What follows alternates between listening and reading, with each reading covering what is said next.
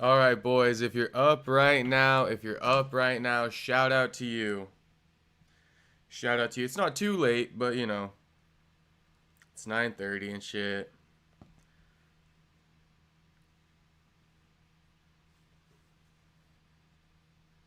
But at this point in time, I feel like all the returning viewers, you guys are all chill with the 9 p.m. streams, although I'm working on getting them done earlier. Technically, Taco Tuesday, Perry, I know. I know I'm broken. Although I was tempted to eat that Habit Burger on stream. Not the Habit Burger, the Five Guys Burger, because I was talking about it with the chat last night. We were talking about Five Guys. In the East Coast, at least. Yeah, in the East Coast. Shout out to the East Coast viewers. You guys are the real ones. The East Coast viewers, you guys are the real ones. We up. Let's go, boys. What up, Space Kid? What up, John Dong? What up, Unbroken? What up, America? Now, getting into the headline of the day. This is going to be more than worth the wait, boys, right here. This episode is more than worth the wait. It's nothing crazy. It's actually very digestible. Only 33 minutes. And, I've mentioned some of this stuff in the past when Bryce Mitchell made that previous video where he officially denounced Trump. If you guys aren't familiar, I think it's actually re-blowing up right now since he dropped episode 3 of Ark Insanity. The old post I made has been, getting some more interaction. So, Bryce Mitchell denounced Trump in October. Now, literally 1 month to the day, that was October 24th. Today is November 24th. So 1 month to the day, Bryce Mitchell releases episode 3 of Ark Insanity, where he's going to fully elaborate on a lot of things he said in here. Now,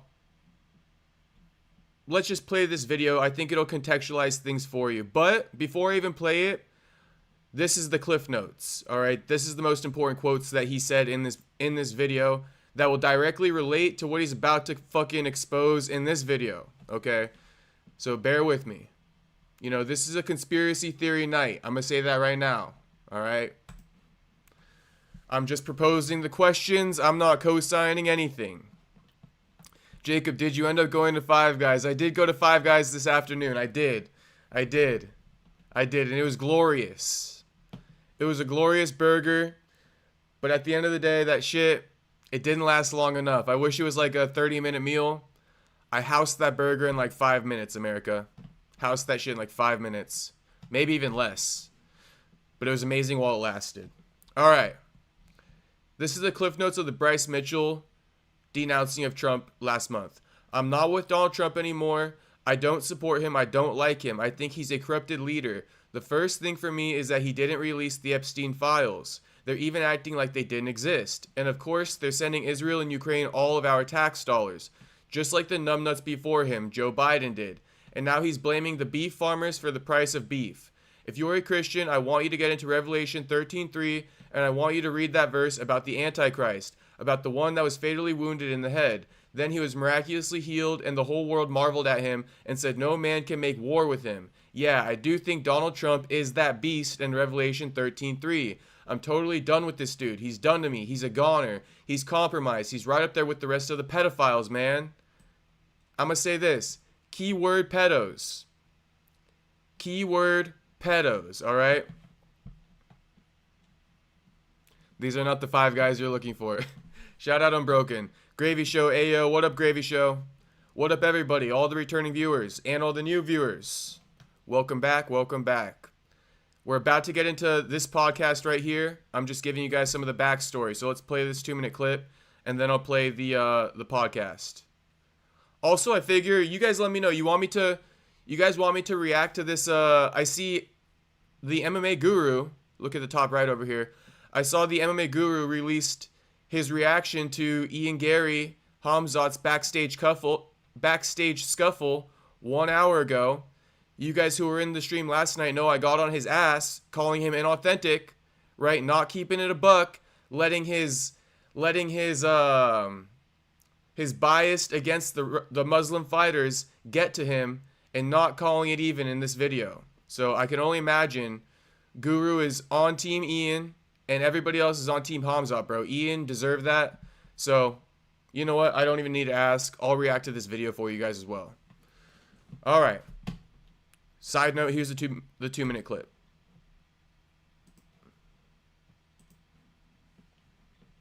I don't support him. I don't like him.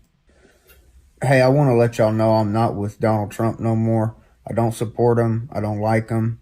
I think he's a corrupted leader. And, yeah, it took me a while to come to that conclusion, but I finally am coming to it. I do not like the guy at all. The first thing for me was he didn't release the Epstein files. They're even acting like they didn't exist.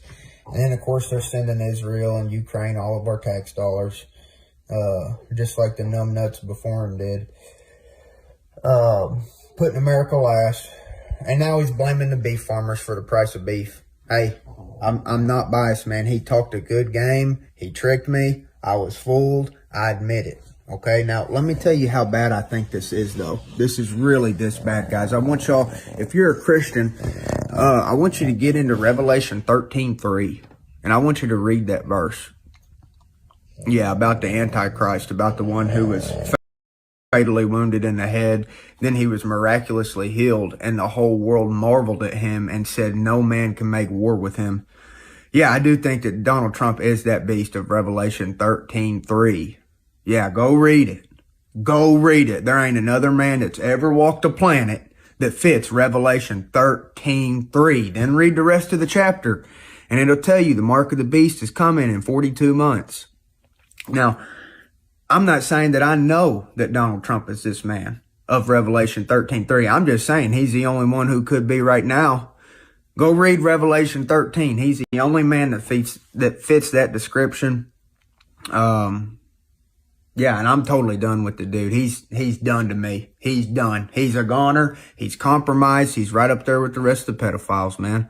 And it sucks to say that because I supported him for a long time, but he's a good actor. And he had me fooled for a long, long time. God bless y'all and thank you. So Bryce calling Donald Trump the Antichrist, right? To be honest with you guys, I take whatever Bryce says and I store it in my memory bank. I don't refute or co-sign anything he says. I just keep it in my memory bank. Let's let time play out and see what Trump's up to, because I do think, if I could say one thing, I do think Trump's been up to some bullshit, all right, since being elected as president. Not releasing the Epstein files, right? Still supporting and funding fucking Israel. I don't fuck with that shit. Genuinely speaking, I don't. Okay? Trump has not caused peace in the Middle East, and that's what he campaigned on, and there's still no peace in the Middle East. Alright, so those are three things I'm not really a fan of Trump with. And the relationship with Netanyahu, yes, I am sus of that. I'm extremely sus of that.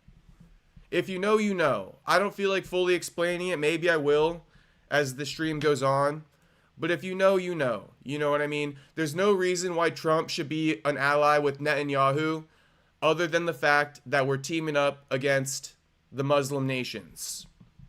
I said it. There we go. I said it. Fuck. You guys got me to fucking say it. Alright? But aside from that, man, you know what I mean? There's no reason to really be co-signing Netanyahu because of what he's doing to Gaza. Okay? God damn, I said it. Okay, now here's a 33-minute podcast, and like I said, like I just said about myself, all right, I'm not here to co-sign or refute anything Bryce Mitchell says. I find it very interesting, his points. I think they do make some type of logical sense, right? They do, which is why I find them so interesting.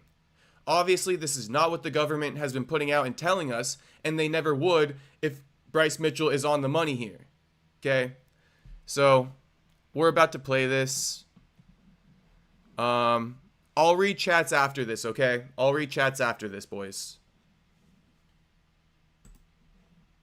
It's a little bit of a slow start for a few minutes, but he gets into it maybe at around the 10-minute mark, but I'm just going to play the whole thing on 1.5 speed until it gets juicy.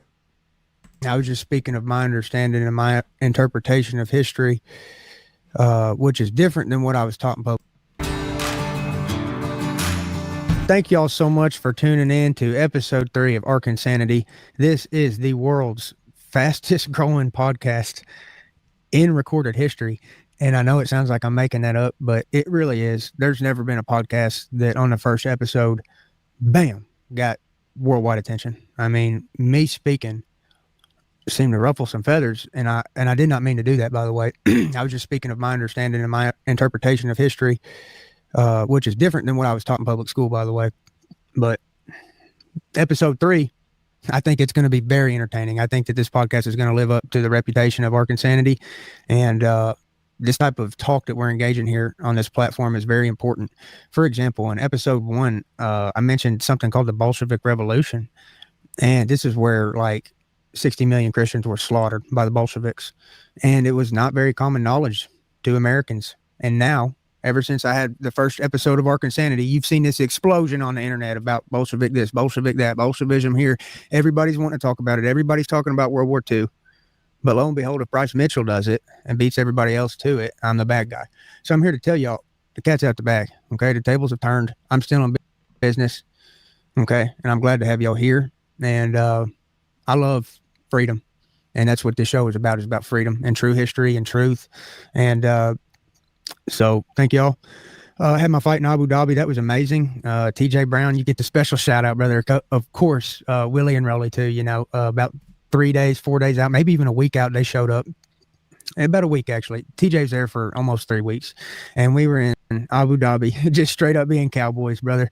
And it was such a great experience. So thank you, TJ Brown, and all my coaches and everybody who helped me in Abu Dhabi. And, of course, Mr. Tommy ran the farm, and Aaron watched over Tucker and animals and everything. So I have a really good system here of people that help me do what I do. I'd be nothing without them.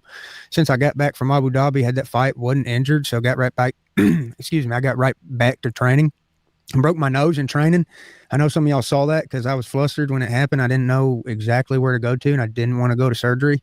So I put it on social media when I broke my nose, and I said, "Will anybody in the community help?" And my buddy Josh King, he reached out. He said, "Hey, brother, come on over." He lives 5 minutes from the gym, and instead of having to go to the ER and sit in line, Josh, he stuck a finger up in my nose and then with his other hand twisted right up there.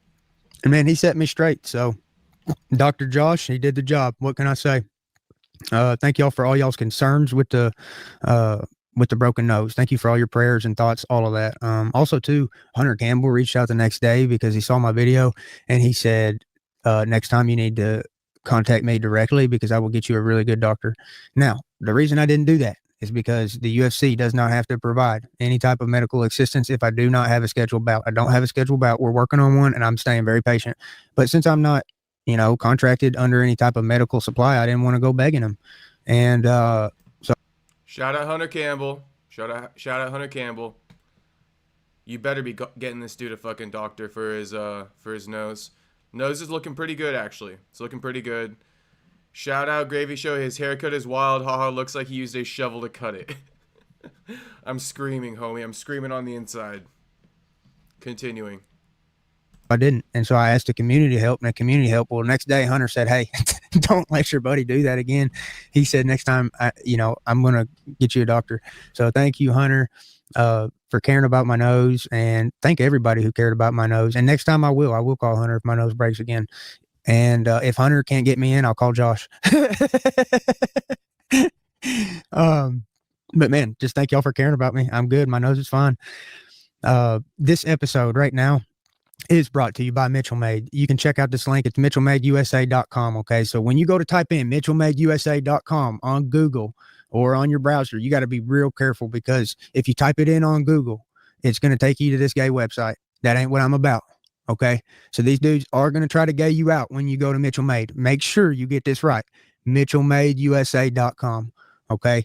Because that gay stuff, that ain't me, brother. I'm selling cotton t-shirts made in America. I don't know what all that other stuff is about with the lipstick and the this and the that. No, that's the wrong Mitchell. Okay. This guy is fucking hilarious, man. He's trying to get you guys to make sure you don't go to no fucking Diddy sites. Shout out Bryce Mitchell. Hey, I think it's low-key a flex to be sponsoring your own podcast. I love it. I love it. LMAO. Don't be going to no Diddy sites. If it's a Diddy site, you know it's not Bryce Mitchell's. He's just making that crystal clear for you boys. They stay attacking Bryce Mitchell. Never forget when Karate Combat posted that fucking graphic of him with makeup and all this stuff, and he hated it. Hey, you got the wrong website. You need to do a U-turn. Get on out of there, brother. And I have to talk about the number one thing that's going on in this nation since the last podcast I did, which is obviously the Charlie Kirk assassination. In fact, the Charlie Kirk assassination is what this entire episode is all about. That is what inspired this episode. If it weren't for the Charlie Kirk assassination, there would not be an episode 3 of this podcast right now. So it's about to start, and I did forget to mention to you guys, just fucking fasten your seatbelts, okay? This is about to be, you know what? I'm going to say this. Actually, I'm going to save that comment I was about to say. I'll say it when the time is right. But Bryce Mitchell is about to go in, not only on Donald Trump and Netanyahu. No, boys. He's about to go in on also Kash Patel and drum roll please, Charlie Kirk's wife. His widowed wife, okay? So just fasten your seatbelts. Bryce Mitchell is about to go in like you've never seen someone go in before. Maybe aside from myself, all right? So if you like my fucking rants, you're about to love this one. Whether you agree with him or not, you're about to love it. Here we go. Wait, I want to read one other comment real quick. I think, oh yeah, Unbroken said, got my can of Chef Boyardee and coffee cake ready. Sprinkle of cinnamon. Let's go, Unbroken. You're all set for this video right here. Let's go. I'm so mad about this assassination that I had to do a whole episode on it. And I know y'all are thinking, well, that was like a month ago, or at least a month ago, almost 2 months ago. And you're thinking, well, Bryce, why'd you wait so long if you care so much about it? Well, I had to see where the rats are going to scatter. And I've seen the rats. And I've seen where every single rat has scattered. Some of them have some cracks in the ground. Some of them dug up a hole. Some of them are hiding in the weeds. I've seen every single rat. And I've seen every single hole. And let me tell you how you get the rats that are holed up. You smoke them out. Every single time those rats get holed up, you smoke them out. And that's what I'm here to do. I'm here to smoke these dirty rat bastards out the hole. Now, the reason I have to say that is because first things first, the initial story does not make any sense. It doesn't even slightly make sense. So when it comes to smoking the rats out of the hole, I'm going to go for the big rat, the big cheese, and I'm going straight to Kash Patel. That's right. That's the big rat to me. He's the rat of all rats, and he's hiding in a hole, and I want to smoke him out. So what am I going to do? I'm going to use some truth. Let me tell you something. This Kash Patel is saying for sure that they got the shooter, and the shooter was on the roof, and that the weapon was a 30-06. Okay, now here's a Ghost Man just pulled up a picture of the trajectory of the shot here. And looks to be a couple 100 yards, and it's downwards because he was upwards on the roof. Okay, and I personally think that this story is nonsense. I don't think that the person that they're saying took that shot at that distance. In fact, I don't think anybody took that shot at that distance because there was no exit wound in the body, and that was from the corner. Now, what Ghost Man just pulled up, I got to address. That's Tyler Robinson. And this is why I believe Kash Patel is a big dirty rat, is because he wants to tell you that Tyler Robinson took that shot from 200-something yards on a roof and hit Charlie right in a perfect spot. So to break this down, let me tell you about the suspect here in question. His name's Tyler Robinson, and yeah, he's totally gay. That's the first thing you need to know about him. He lives with the gay dude, but the dude, he doesn't call himself gay. He lives with the tranny. Now I know you're asking. Hold on, I know you're asking. I know you boys are asking. What does this dude being gay have to do with anything? What does this dude being gay But have to do with anything? All right, just sit tight, boys. Just sit tight. Bryce Mitchell is gonna tie it all together, only as Bryce Mitchell could. Okay, and real quick, Tuxedo Mask, thank you for the $2 dono, my brother. Even though you are Hoppa, you get honorary status. Hey, salute you, my brother. Thank you, Tuxedo Mask, once again for the $2 dono. All right, let's continue. He's about to tie in why it's worth mentioning that homie is gay. All right. a tranny is a gay dude. For all y'all who don't really understand how that works, a tranny is a gay dude. He doesn't call himself gay. He lives with the tranny. But a tranny is a gay dude. For all y'all who don't really understand how that works, let me break it down. There's something called a LGBTQ, and all LGBTQ, but that's okay, Bryce. of them letters, they're just simply gay. Every one of them, whether you're lesbian or bisexual or queer, whatever, you're all gay. And his roommate identified as the T. Oh, there's a good example of a gayness right there. That's good job, Ghost Man. But anyways, this dude's roommate was a tranny. I'm just telling you, trannies are gay. Okay, so this dude's gay too. He's hanging out with the gay dude. We can all agree this dude is living with the gay dude, a tranny dude, and only gay people do that. So this dude's definitely gay. So now they're saying that this gay dude took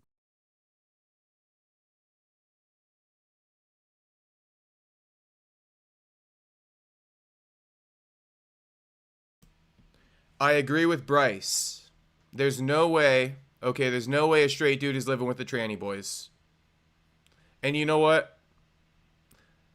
From here on out, I'm going to refer to them as a transmission and only a transmission. I'm not going to say the other word I just said because I realize some people don't like that. So anyway, no way a straight man is living with a transmission. All right, boys, no way. So I do agree with Bryce. This guy has to be, you know what I mean, of one of the LGBTQ letters. He gotta be. He living with the transmission. the shot.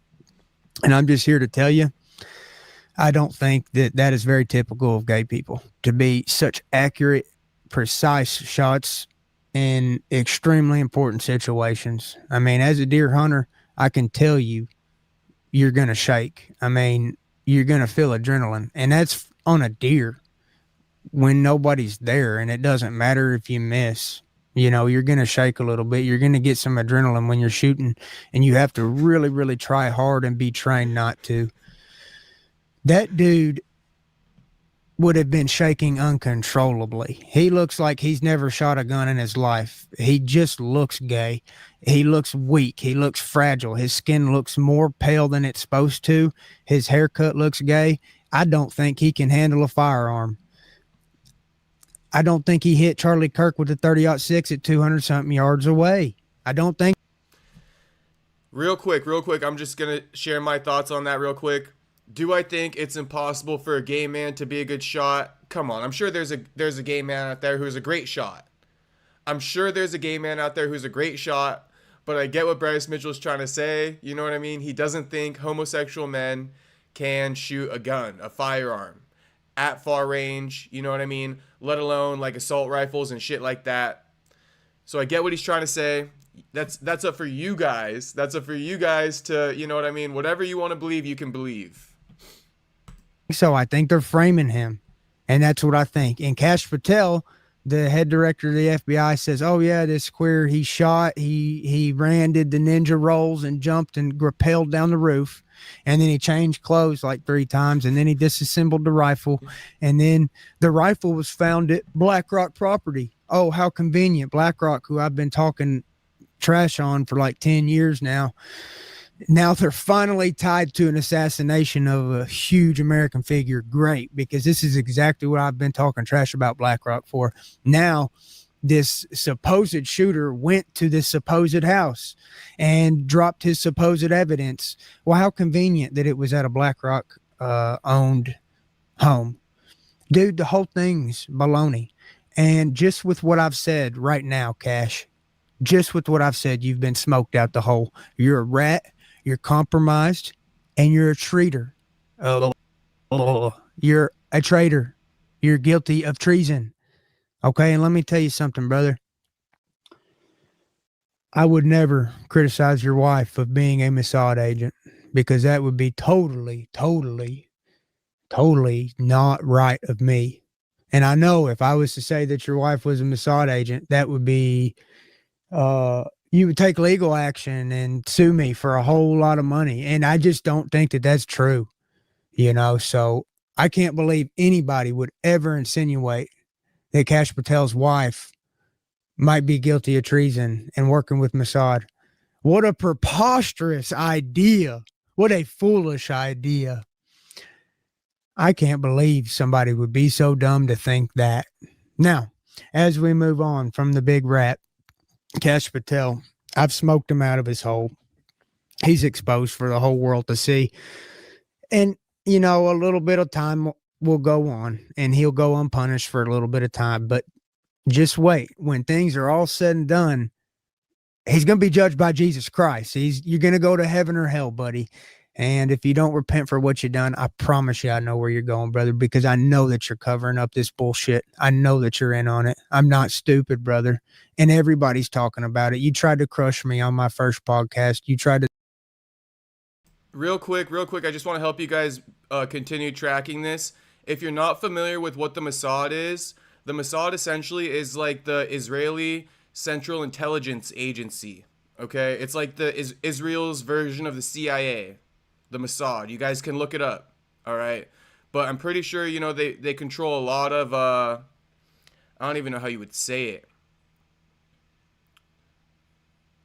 I think they have access to a lot of the world's information or something like that. You feel me? Something along those lines. And just a side note, and also I think the Mossad has control of a lot of the media, and they can use propaganda in their favor for a lot of things. But so he's accusing Kash Patel's wife of being a Mossad agent. Obviously he's saying he's not, but you guys all know he is. And just a side note, Ariel Helwani's uncle Gad Saad is also a Mossad agent. So make of that what you will. But I figured I would just drop that in there. Tell me to shut up and that no one's going to listen. Everybody's listening. Everybody knows you're an evil rat bastard and you can't hide nowhere. And guess what? If you kill me, brother, I don't give a rat's ass. I'm ready to die for the Lord, brother. You don't have that in your heart. You're a true coward. Okay. So some more stuff about the official story that doesn't add up beyond what the FBI has produced. Okay. The body, apparently it did not have an exit wound of the 30-06 bullet. I don't believe that that's very likely. Do I believe it's possible that the bullet would ricochet and burst into bajillion pieces or fragment, whatever they call it, and disappear mainly? Yeah, I do believe it's possible for that. But in conjunction with all the other BS, there not being a clean bullet hole in and out. When I hunt with a 30-06, I know what it does, and it goes through. Generally speaking, it didn't hit his shoulder. It did, it hit up in this area. Whatever hit up in here, okay, and that would have generally gone through. I'm just telling you, generally speaking, the bullet's going to go through. So in conjunction with the bullet not going through, the story doesn't make any sense. The whole thing just feels like it was scripted, an inside job, and they're releasing a fake story to divert attention to nonsense. And then you have the wife who just does not act like a mourning widow. I'm sorry if that offends you. Actually, no, I'm not. I just wish you saw things like me. I don't think it's rude for me to say that. She does not seem like a mourning widow.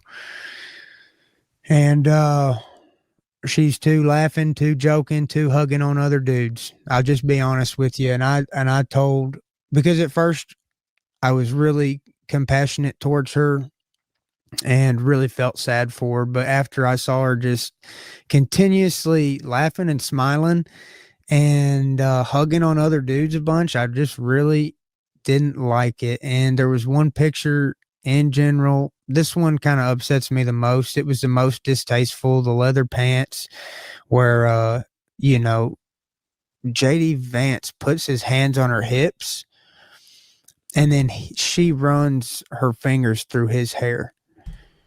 I'm sorry, boys, but that's fucking disgusting. This is disgusting on JD Vance's part, and this is disgusting on fucking Bryce Mitchell's wife's part.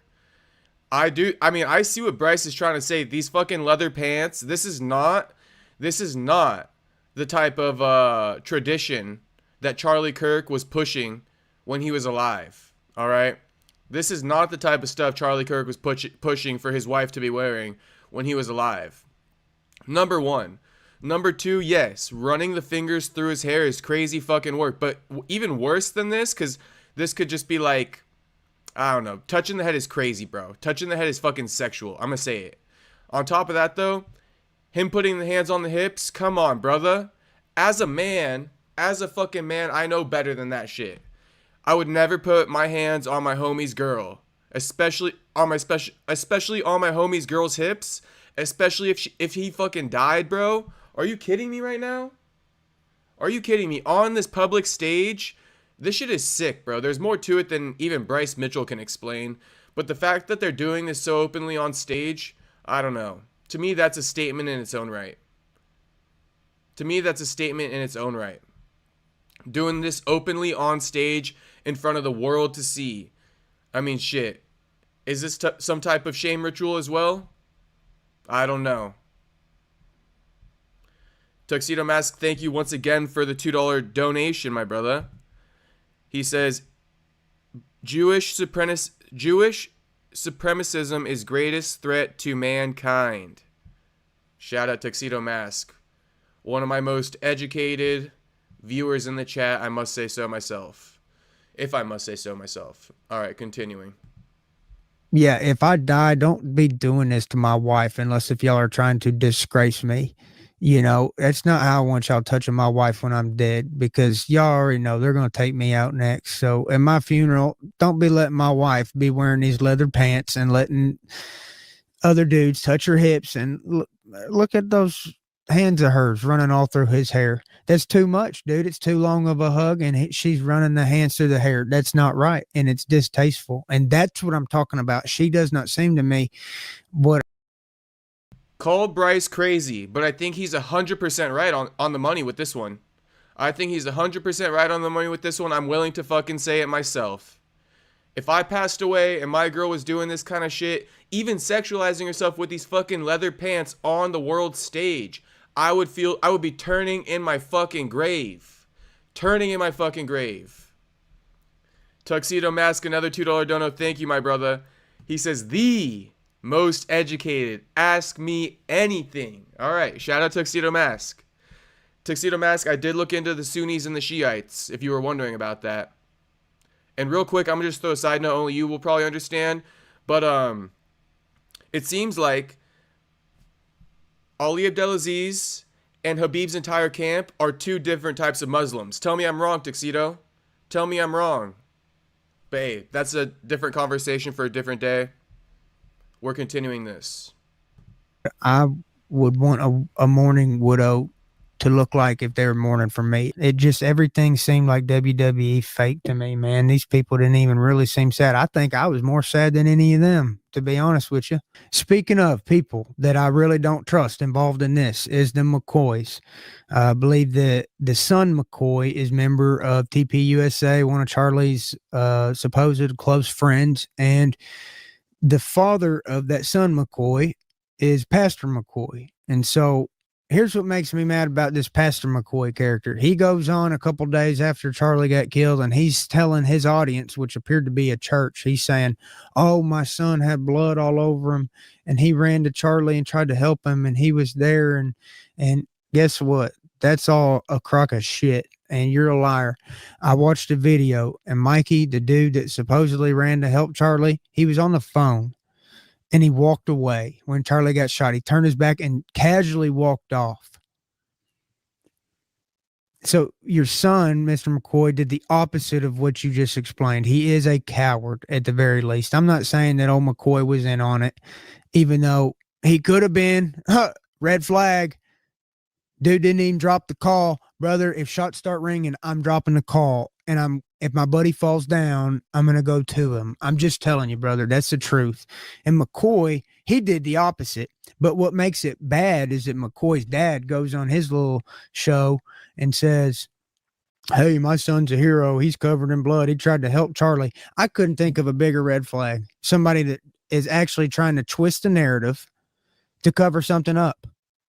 Yeah, why would you twist the narrative? If anything, you should have said, look, my son was on the phone and he just didn't know what was going on and he just walked away. He didn't even see Charlie get hit. That's what you should have said. But instead you lied, tried to make your son a hero, and now you exposed yourself, and you are a potential suspect, you little rat bastard, and your son didn't do nothing except walk away.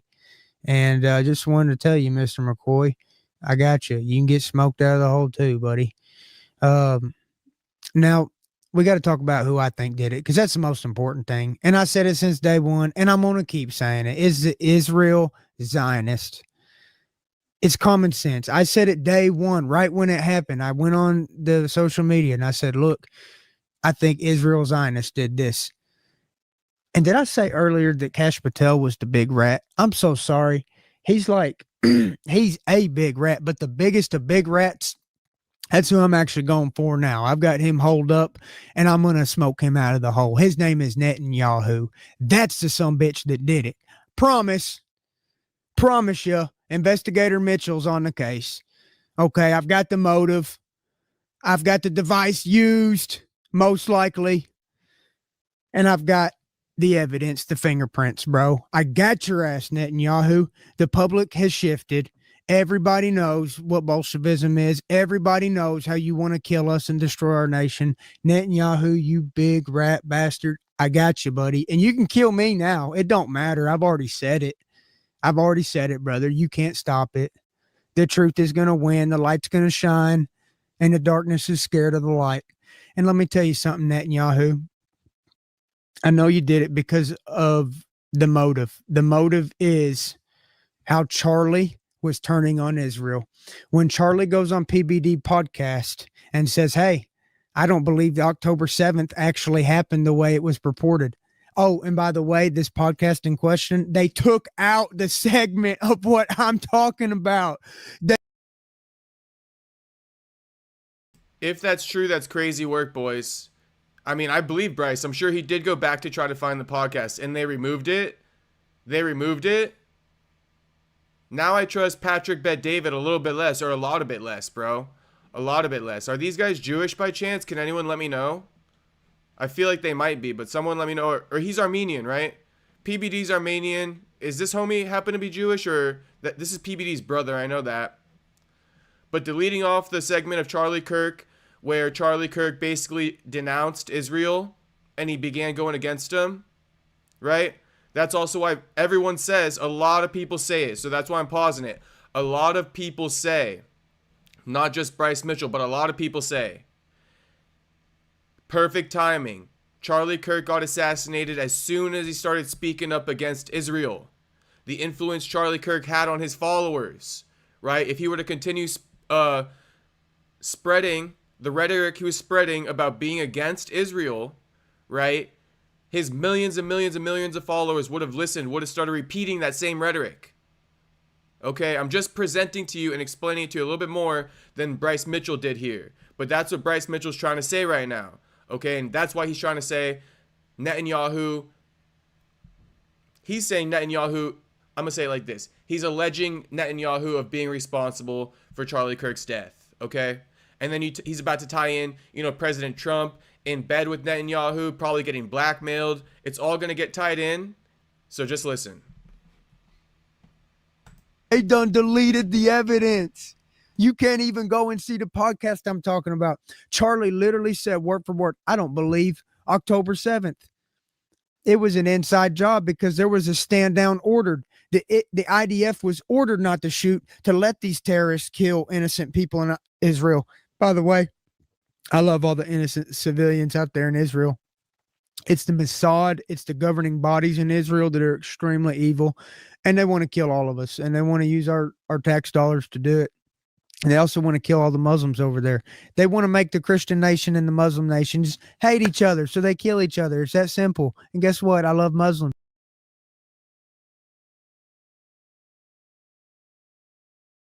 My bad, boys, but I'm gonna just rewind this for my own sake because I really want to understand what he said here about since we can't go back and watch it, what Charlie Kirk said about October 7th. I just want to hear him say it one more time just so I can understand it. So I apologize, but I just want to understand this for myself.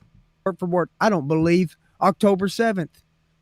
It was an inside job because there was a stand down ordered. The IDF was ordered not to shoot, to let these terrorists kill innocent people in Israel. By the way, I love all the innocent civilians out there in Israel. So he thinks it was an inside job because the IDF was ordered to stand down when Hamas allegedly, or not allegedly, but when Hamas crossed the border and started killing their citizens. I guess you could propose the question too, how did Hamas bust through the border? You know what I mean? Did they let him? Did they just let him come through to let them do that? So then they would then have their golden excuse to do what they've been doing for the last 2 years? Hey, I'm just asking questions, boys. I don't know much. I've been trying to figure this shit out since October 7th, to be honest with you. And I haven't got very far. But continuing. It's the Mossad, it's the governing bodies in Israel that are extremely evil. And they want to kill all of us. And they want to use our tax dollars to do it. And they also want to kill all the Muslims over there. They want to make the Christian nation and the Muslim nations hate each other, so they kill each other. It's that simple. And guess what? I love Muslims. It's not going to work on me, Netanyahu. I know you killed Charlie. I know the queers didn't do it. I know the Muslims didn't do it. You did it, you big smoking rat. And I got you in your hole, buddy.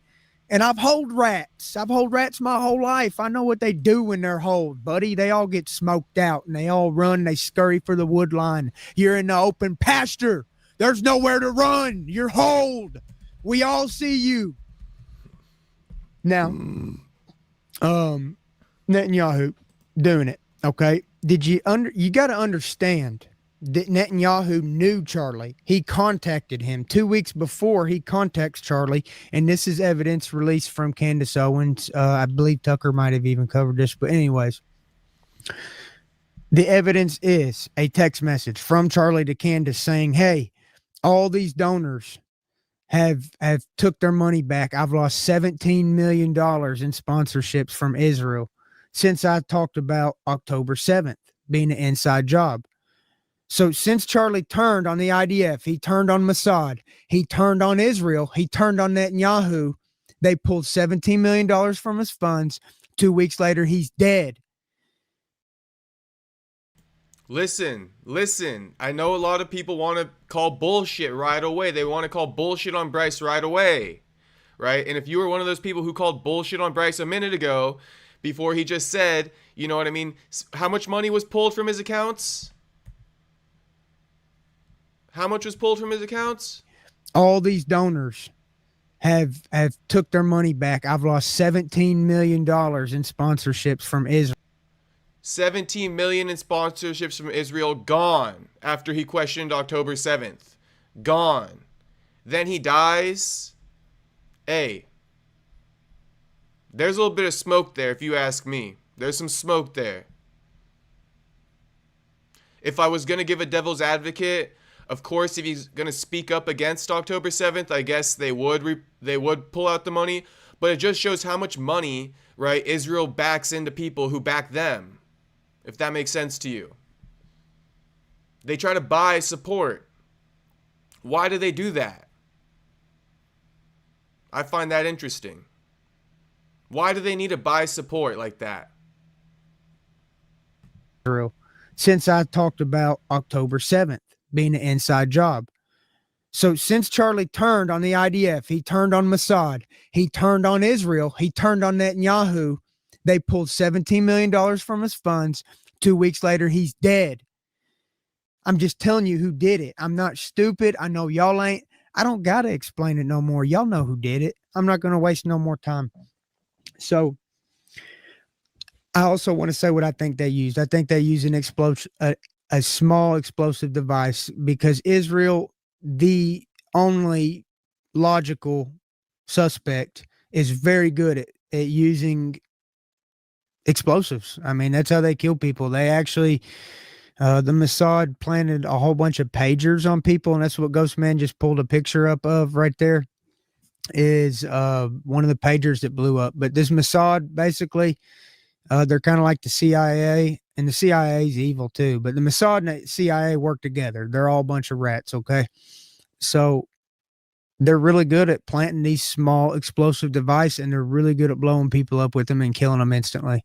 And I really do think that Charlie's mic was rigged with an explosive because they didn't want to risk taking that shot at that range where you can actually miss and he can get away, and then he'll be on high alert, you know. So I really think they wanted to guarantee the success of the mission, and I think they used a small explosive device.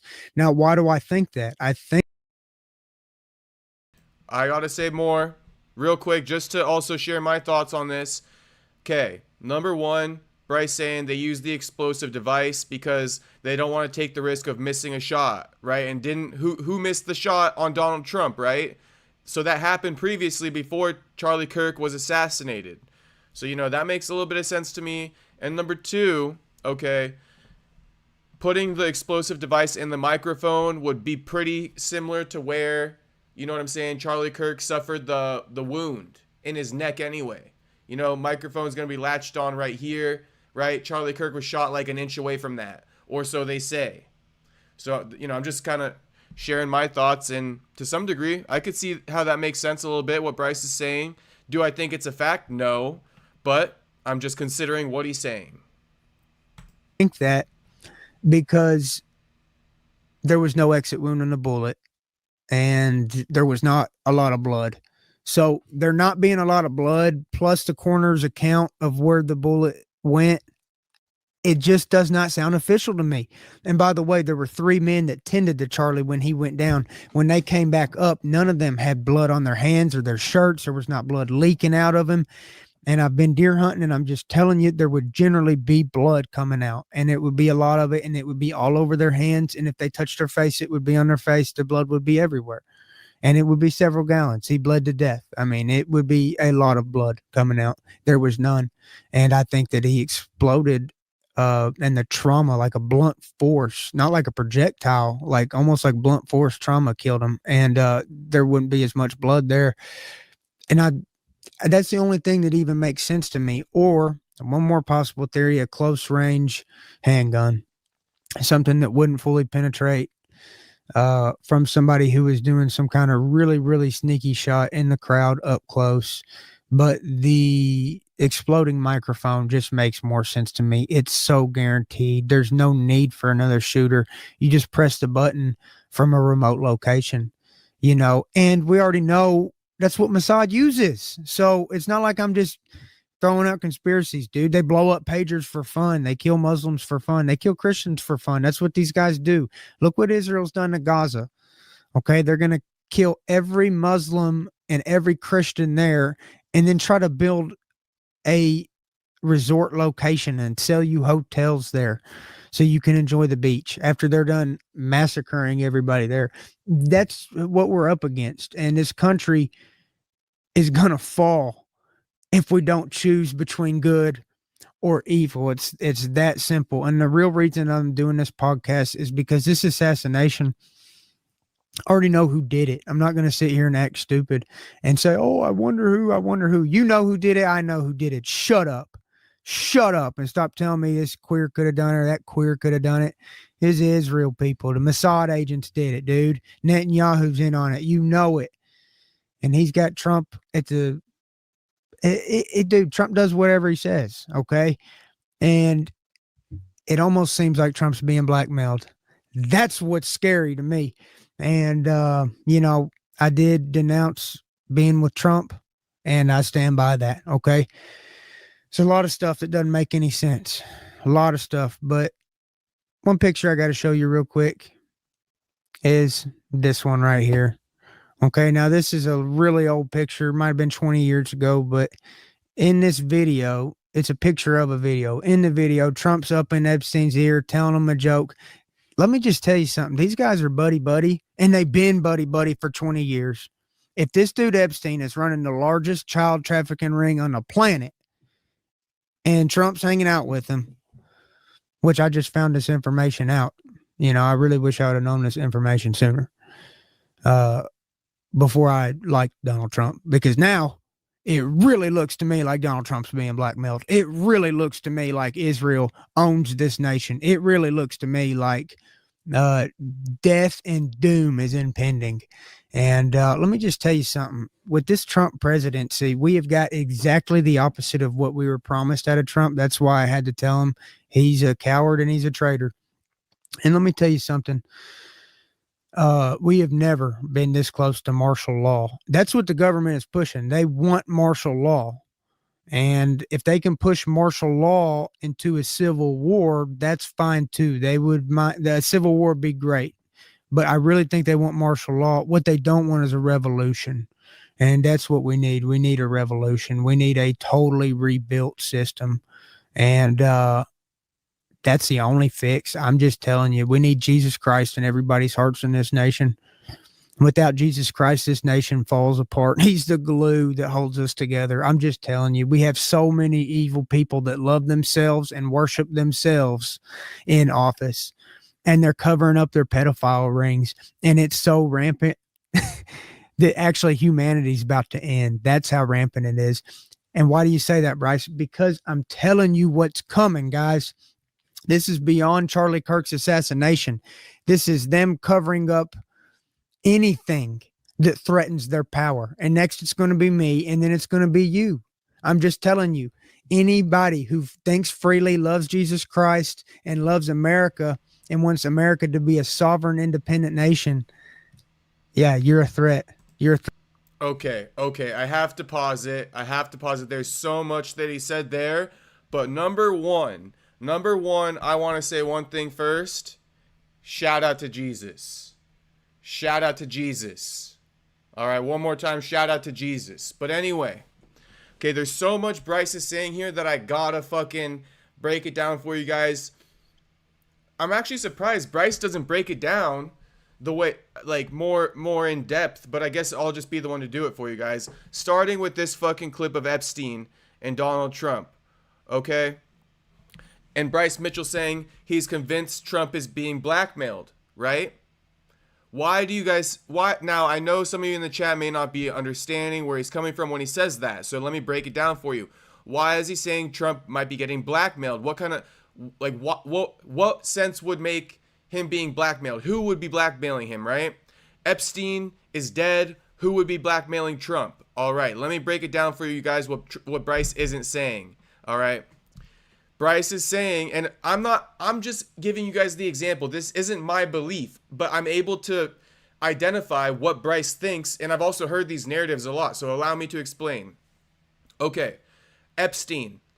In the last name alone, this man is Jewish, all right? In the last name alone, this man is Jewish, okay? People are insinuating that Epstein is essentially like a Jew who was essentially sent from Israel, or wherever you want to say, he's a part of the Mossad, whatever connection you want to make Epstein to Israel, help me out with that. I don't know his connection to Israel, but that's what they're alleging.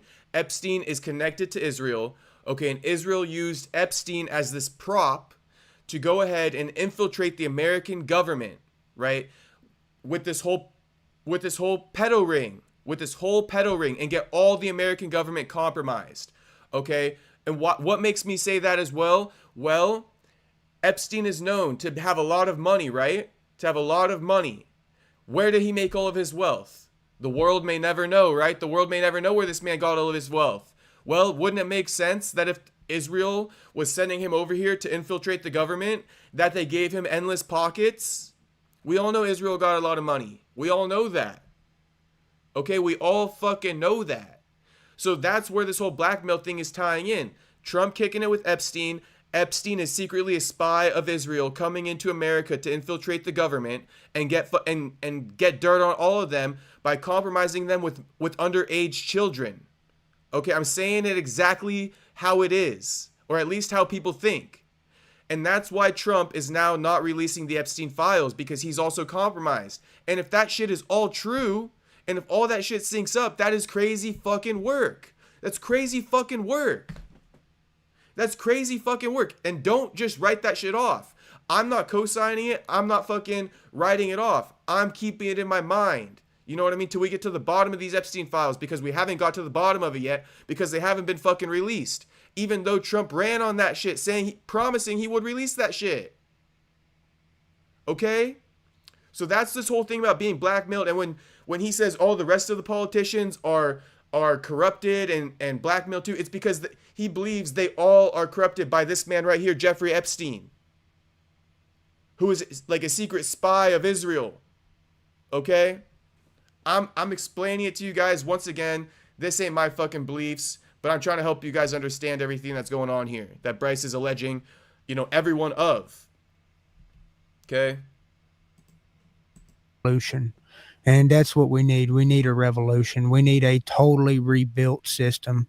And that's the only fix. I'm just telling you, we need Jesus Christ in everybody's hearts in this nation. Without Jesus Christ, this nation falls apart. He's the glue that holds us together. I'm just telling you, we have so many evil people that love themselves and worship themselves in office. And they're covering up their pedophile rings. And it's so rampant that actually...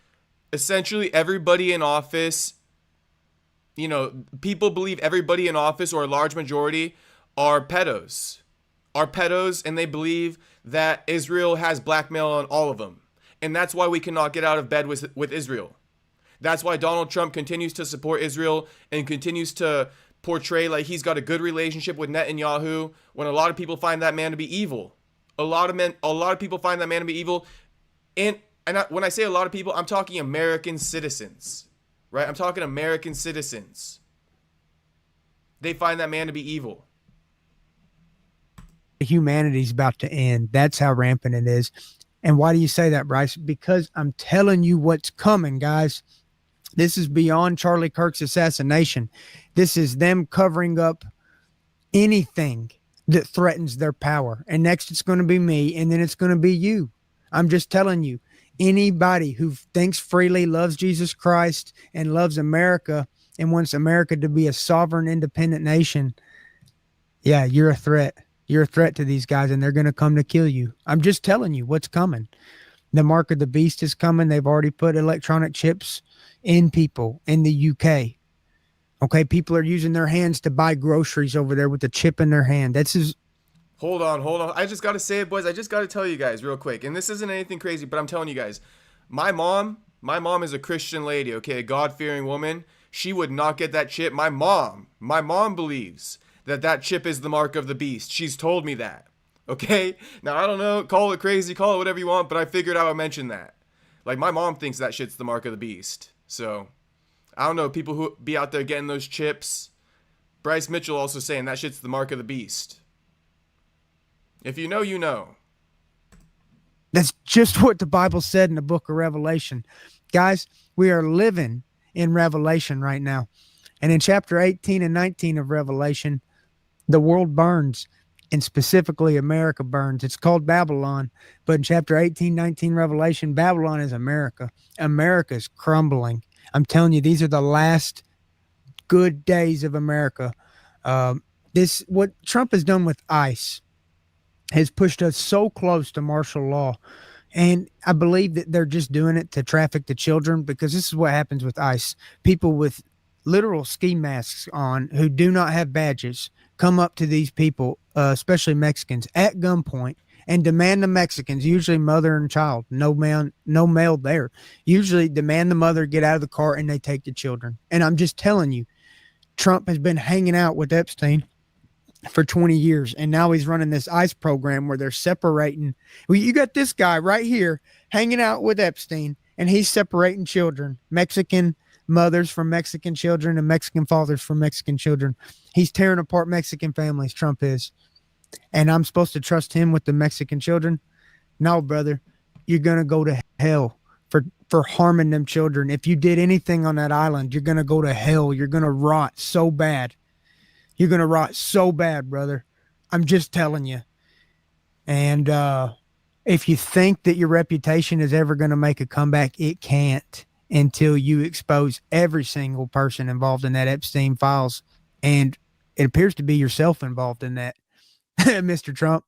So this is where we're at. We're at a dilemma where, are you going to use ICE to come get people like me now? Are you going to send some goons out here in ski masks without any identification? Am I going to get shot by unidentified agents? Because that's what it feels like. That's what it feels like is coming. Martial law that leads to civil war. I'm prepared for that. I would actually love that. I'm not saying I hope it happens. I'm just saying I would enjoy the results of it. I am a true warrior god. I am not afraid of any fight at any time. I actually get a little bit like I anticipate a battle and I'm like, oh man, I can't wait to call up so-and-so because I know he's going to be ready too. And I can't wait. I can't wait to help try to save this country. George Washington did it. Thomas Jefferson did it. John Adams did it. Andrew Jackson did it. All these men that I love fought for this nation, and I believe that we're going to have to fight if we want out of this hole. So y'all keep listening to Arkansanity. We're going to keep smoking rats out the hole. We've covered all the big rats, the Trump rat, the Netanyahu rat, the Kash Patel rat, and his wife, the rat. We covered all the rats. Hey, get maxed out in your Mitchell Made gear because I love y'all and I know you love me. And by the way, the sales were tremendous. Thank you so much.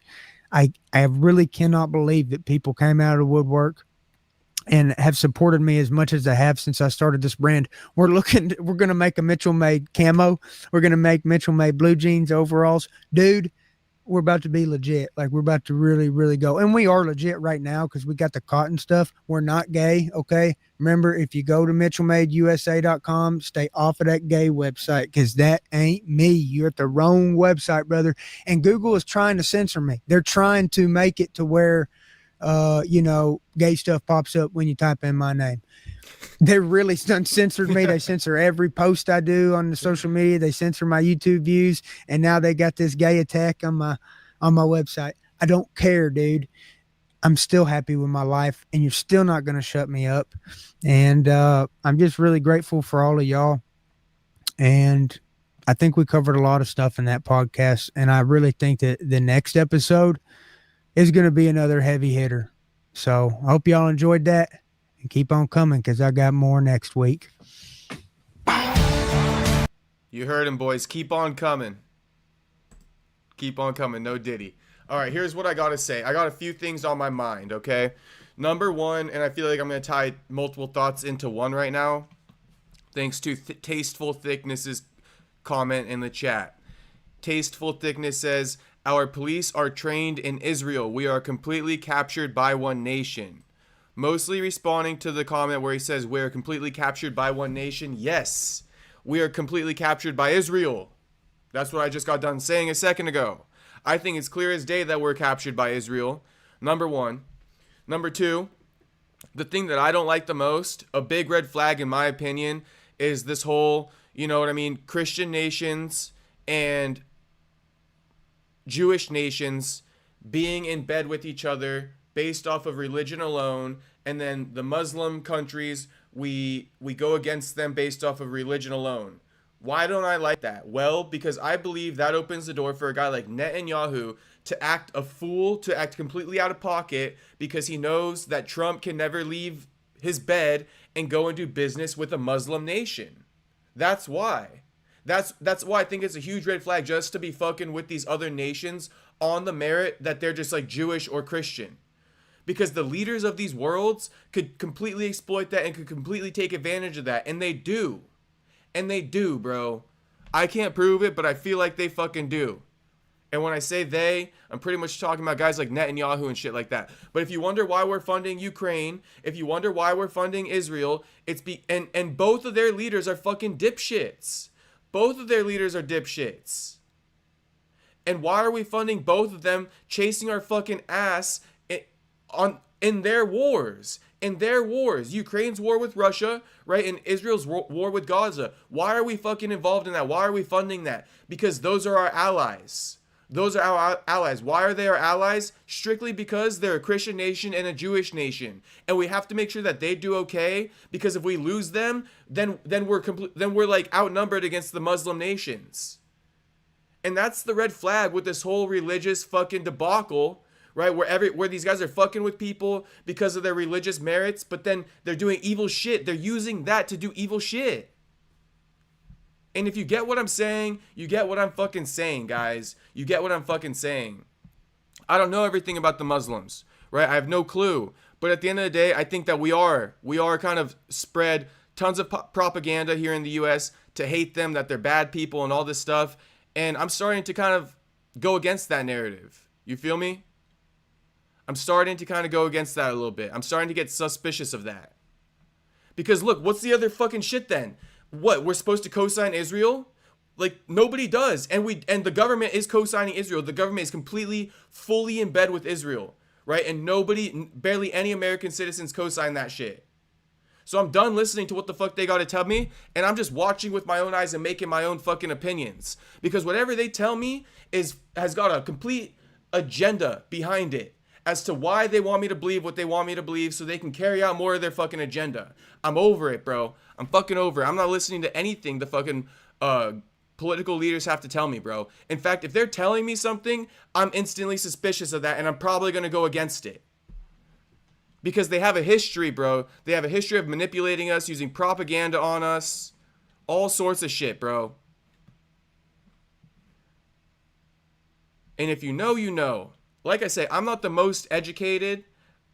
I'm the first to say it. I'm not the most educated. But at the end of the day, I feel like I use a lot of my common sense with the shit. And I think the fact that I'm not as educated gives me a different perspective than a lot of people who are super involved in all the shit. I'm able to look at it at a very basic fucking surface level. And I think a lot of people are too fucking, you know what I mean? Too close to the trees to see through the forest, if that makes sense. Gravy Show said, I'm glad we had this talk. 100%. But to be honest with you guys, you are all very educated in the chat because I see a lot of stuff and a lot of stuff I don't really understand. You know what I mean? Like, Entertain says, what do you know about the dancing Israelis, etc.?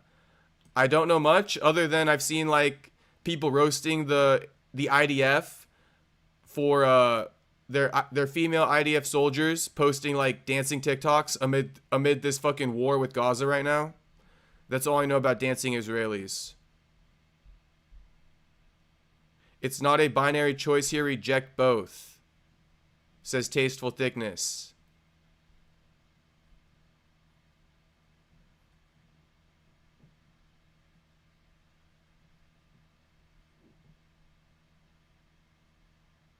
Gravy Show says, my parents are Christians and never got vaxxed. Thank fuck.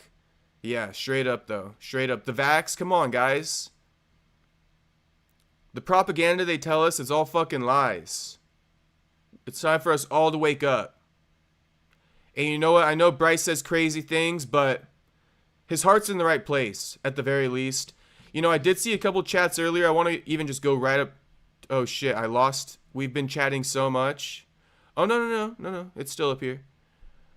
Where was the chat? I saw somebody say, oh, Unbroken. I've been seeing Unbroken emphatically disagreeing with Bryce, and you're allowed to do that, Unbroken. That's a part of the conversation. But Unbroken, as somebody who's on the other side of what I've been saying, Unbroken says there's nothing in the files, There's nothing in the files. Any evidence was disappeared long ago. It's been 42 months for 2,000 years. Talking about the mark of the beast and the world coming to an end. So yeah, shout out to Unbroken a little bit.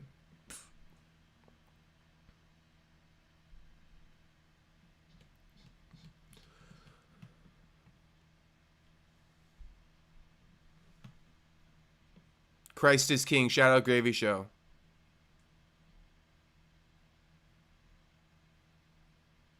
I see there's some people debating in here, so I'm trying to find the ones where you guys are just kind of sharing statements. Yeah, Unbroken and Tasteful Thickness are arguing about APAC, and I don't even know what APAC is. What is APAC?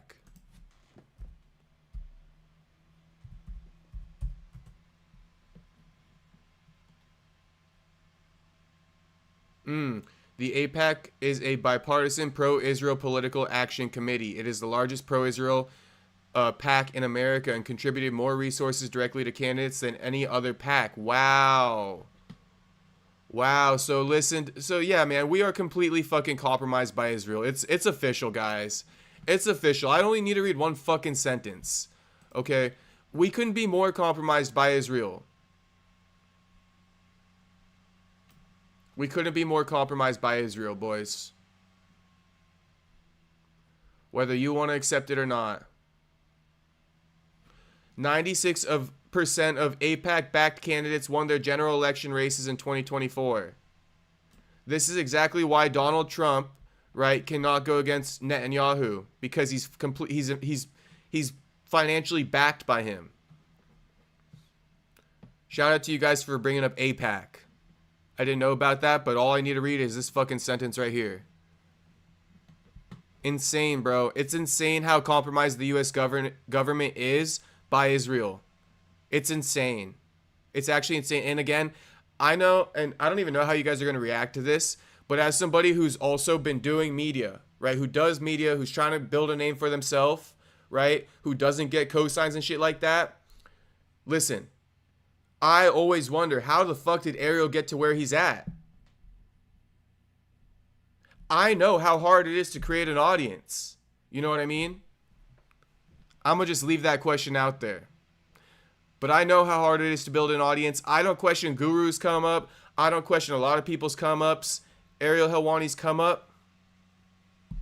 This guy just started with a show. Like, this guy just started with a show, out of nowhere. Gets views and everything out of nowhere. How? Wait a minute. Didn't I tell you guys earlier? His uncle Gad Saad used to be part of the Mossad. Didn't I tell you guys that? Okay then. Okay then. I'm not saying shit as a fact, but I'm fucking presenting an argument. All right, boys? I'm presenting an argument. Didn't people say, how is Ariel such a good journalist, right? How is Ariel such a good journalist? He has spies and gyms. If you guys are really tapped into MMA, which I'm sure you all are because you're in the chat right now, Ariel has spies and gyms. Who said that? Javier Mendez. Because Javier Mendez told a story where once one of his fighters got injured in his gym. Only the people inside the gym knew about it. There's no way word could have got out, right? And somehow, Ariel Helwani, ring, ring, ring. Hey, coach, how's everything doing? How's this athlete doing? Is he doing okay? I'm just checking because I heard some things that he might have been injured and his fight's coming up, blah, blah, blah. So I'm presenting it to you boys. Where did Ariel get all this shit from? Where did he get all this shit from? Come on now. Come on now. What you boys got to say? I'm gonna just start reading from the bottom.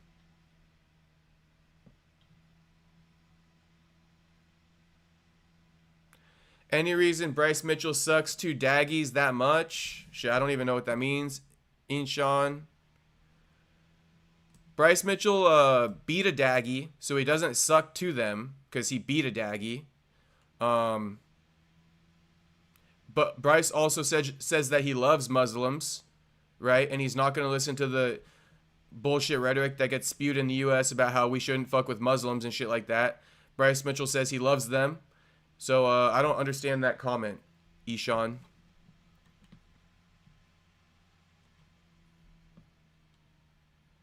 America First, and shout out to America First. With a name like that, America First, I pretty much know where you stand, and I have been seeing your comments. So shout out to you, America First. But shit, America First is fucking sending all our money to Israel and fucking Ukraine to fight their wars. America First, America First. You tell me, homie. You fucking tell me. You don't gotta tell me. I already know. But you said, America First said, they use scare tactics to manipulate the masses. Fraudy lie in the 80s saying if you live with a person with AIDS, you will catch it. That's true. That's true. There's a bunch of bullshit with that too. Rhett knows MMA says fraudulent. Unbroken says, drink wee he Perry says, bro. Oh. Unbroken says, that's not the dancing ones he's referring to. I told you guys. I'm not super tapped in. I just use my logic. So shit. If I'm wrong, let me know if I'm wrong and shit like that. Or if I'm mistaken, fill me in. But you better not be biased trying to fucking convince me and shit like that, because I'm going to sniff that shit out. Fauci, no fraudy. Yes, Fauci. Fraudy. Yes, Fauci. I got you, America. Fauci did that bullshit with AIDS. If you know, you know. What about the drone strike in London? Says Rhett Knows. What up, Rhett Knows MMA? Good to see you back in here, homie. I'm not well versed on a lot of these things. I'm really not. I kind of said everything I kind of like know about. But I can look it up. Drone strikes in London.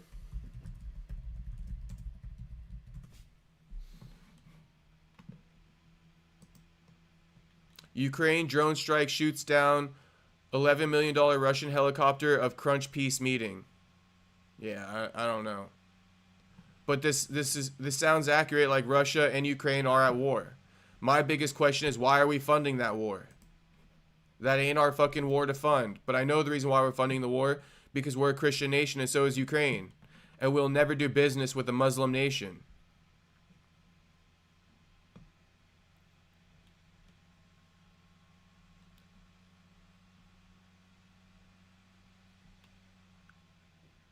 It's not illegal. APEC is 100% legal. No, I'm sure APEC is legal, Gargoyle. But still, nonetheless, bro. Come on, bro. You don't see what we see, Gargoyle? APEC is legal. I'm not even debating that. But APEC fucking is buying the politicians. That's what's happening. And once you buy the politician, good luck with that politician ever speaking against you. And if they do speak against you, they're going to rip $17 million from you just like they did to Charlie Kirk before he died. I didn't even know I was going to be saying shit like this tonight, but I'm saying it. Are we debating again for a second night in a row, boys? Shit. This is more of a conversation, to be honest. I don't know enough to debate you, boys. I'm going to keep that. I'm going to just keep saying that.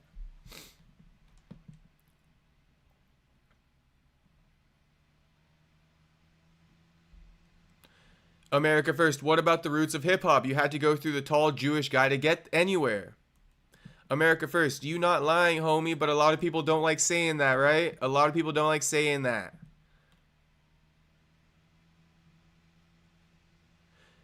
Yeah, Unbroken. I think you saw me with the drone strike thing. I pulled it up for you guys. It was recently. It was 2 days ago. They talked about it.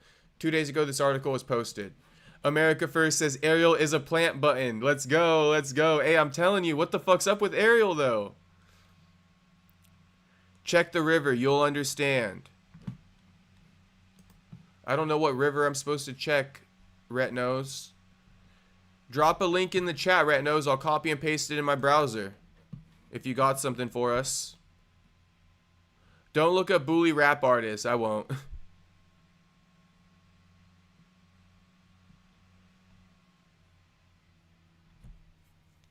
America First once again says, America has become a corporation. All outsiders have a piece of land here. We can't buy property in China. Our politicians have sold us out. Behind the curtain, both parties. America, yes. China owns a lot of our farmland, don't they? And they're continuing to buy it up, aren't they? But we can't do that in China, right? I'd support banning all lobbies. Shit. We need a whole revamp. I mean, that's why Bryce is calling for an American Revolution, bro. Because the government has gone to shit. The government has gone to shit. And I wanted to say something else. So let me get this off my chest, boys. And fucking respond to this. Because I feel like this is a fiery ass thought. Okay, this is a fiery ass thought, boys. And it's only a thought. It's only a conspiracy. But hear me out. Bryce Mitchell says the ICE is continuing to traffic children. Right? They're trafficking children through ICE. Now you might ask yourself, because I asked myself the question, why would Trump be trafficking through ICE, right? Trafficking children through ICE. What would be Trump's want or desire to traffic children? Well, if the US government, like we've been saying, was compromised by Jeffrey Epstein and they all got hooked on fucking underage kids, well, then they're not going to go back, in my opinion. They're addicted to that shit, and they got to keep it going. Even if Epstein is dead or dead, right? We don't know. Was Epstein unalived, right? Did Epstein unalive himself? Was he murdered? We don't know. That's another fishy thing. What happened truly with Epstein's death? What happened truly with it? But back to the point I was trying to make. I believe that when Bryce is accusing Donald Trump of trafficking children through ICE, I asked myself, why would Donald Trump want to traffic children through ICE? Well, if Donald Trump was kicking it with Jeffrey Epstein for 20 plus fucking years, taking trips to Epstein's Island, having intercourse with underaged, you know what? Okay, and he got addicted over the course of 20 years, and like the rest of the politicians also could have, well then guess what, boys? They're not just going to stop when Epstein leaves. They're going to find a way to keep it going. That's just an idea. That's just a thought. That's not an accusation by any means. That's just a thought. That's just a thought. But everybody knows. Everybody knows. Once you reach one sexual deviance, you can't just go back anymore. And that's why I'm saying they probably got addicted to that shit, if Bryce is right about them using ICE to traffic more children. Do I know that? No. But I'm just presenting a conspiracy theory because my conspiracy theory juices are fucking flowing thanks to this man right here. Bryce Mitchell awoke the inner conspiracy theorist inside of me.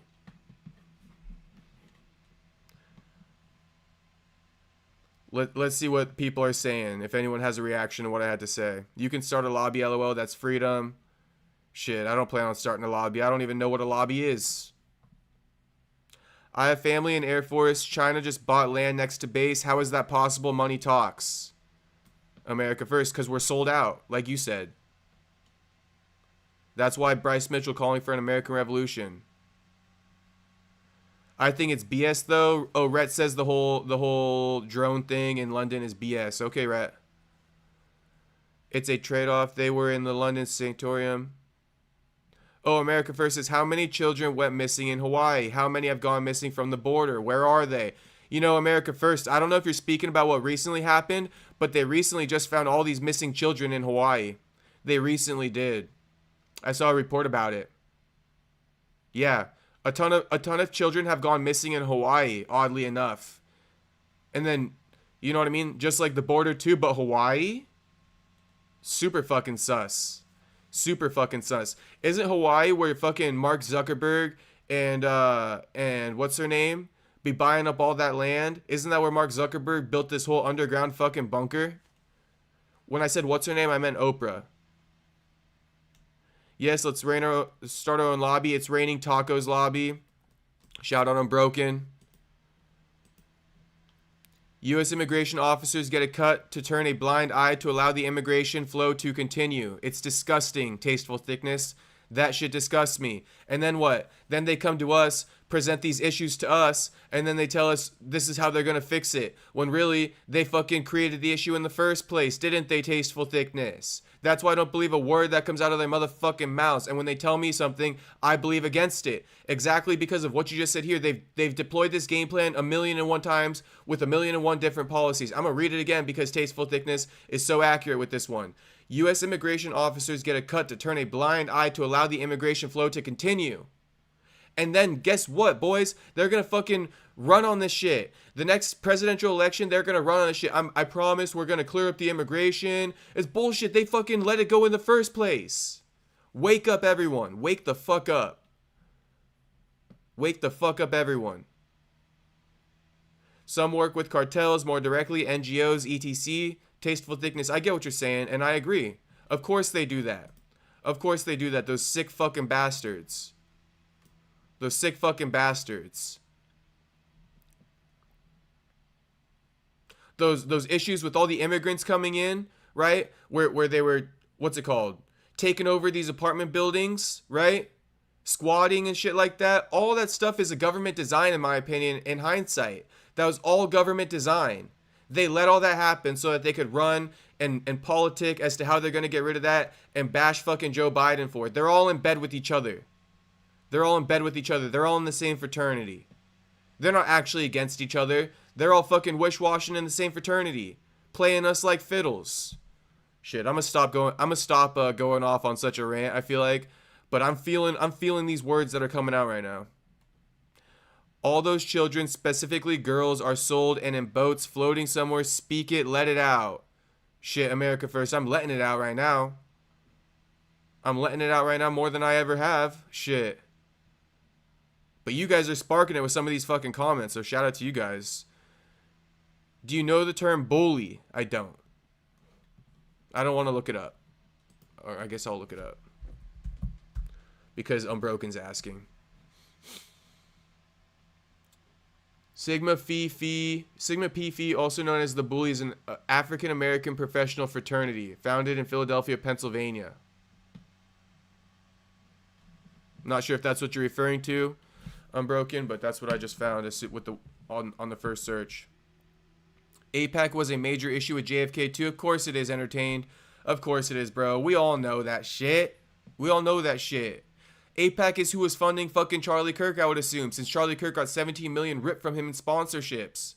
Shit, I'm never fucking... Actually, I will sign to a sponsor, but if I'm gonna ask first and foremost, if a sponsor ever comes to... If someone ever tries to sponsor my fucking... me, I'm gonna say, are you Jewish? If they say yes, I'm gonna say no. Flat out. Hey, can I sponsor you? Are you Jewish? Yes. No, thank you. No, thank you. No, thank you. I can't be bought, boys. I can't be bought. Gargoyle says, the problem is a lot like me are with Israel. If not, then we need to split. I'm not exactly sure what Gargoyle is saying. The problem is a lot like me are with Israel. If not, then we need to split. I'm not fully understanding that one, Gargoyle. Juan Wick, need him on the White House card. Most American UFC fighter. Shout out Juan Wick. Shout out Juan Wick. Bryce Mitchell is our American GOAT. He is the most American UFC fighter. If he doesn't get on the card, it's a damn shame. It's a damn shame. He's willing to die for this country. Shout out to Bryce Mitchell. Like I say, he might not be right about everything, but at least Bryce Mitchell says what he feels, says what's on his mind, wears his heart on his sleeve, loves people, wants America first. There's a lot of good things about Bryce, even though he could be mistaken or misunderstood at times. Oprah is on the big flight log. Oh, Oprah is on the fucking... I don't even know why I said big. But yes, Entertained. Oprah is on that motherfucking flight log, bro. Come on now.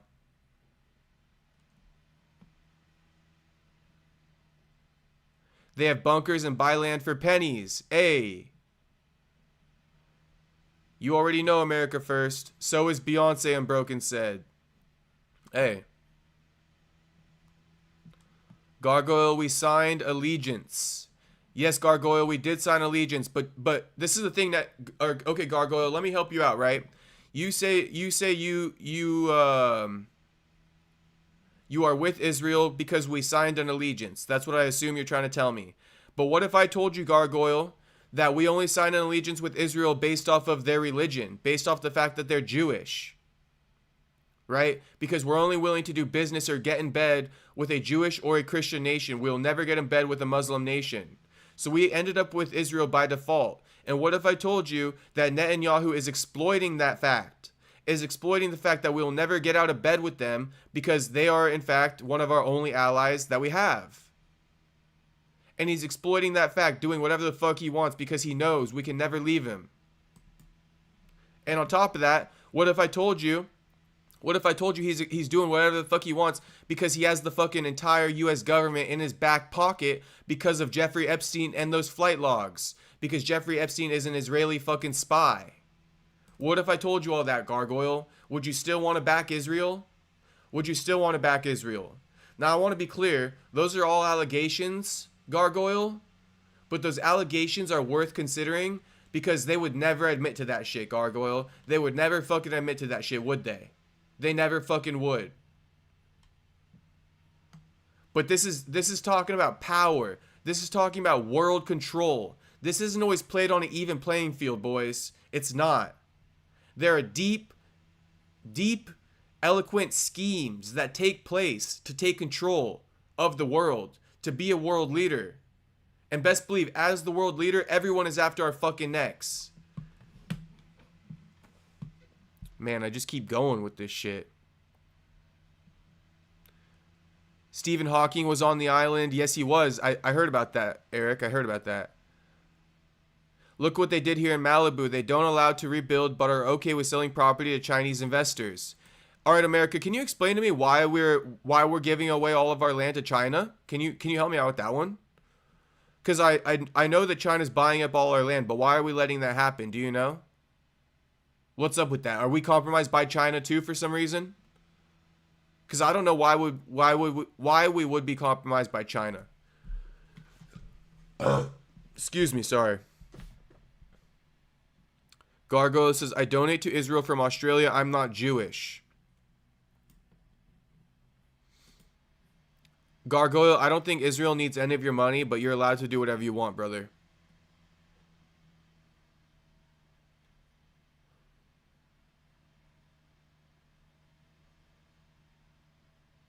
Oprah said she lost weight on lean cuisine, another lie, just to get paid to promote lean cuisine. Now she's doing the same with Ozempic.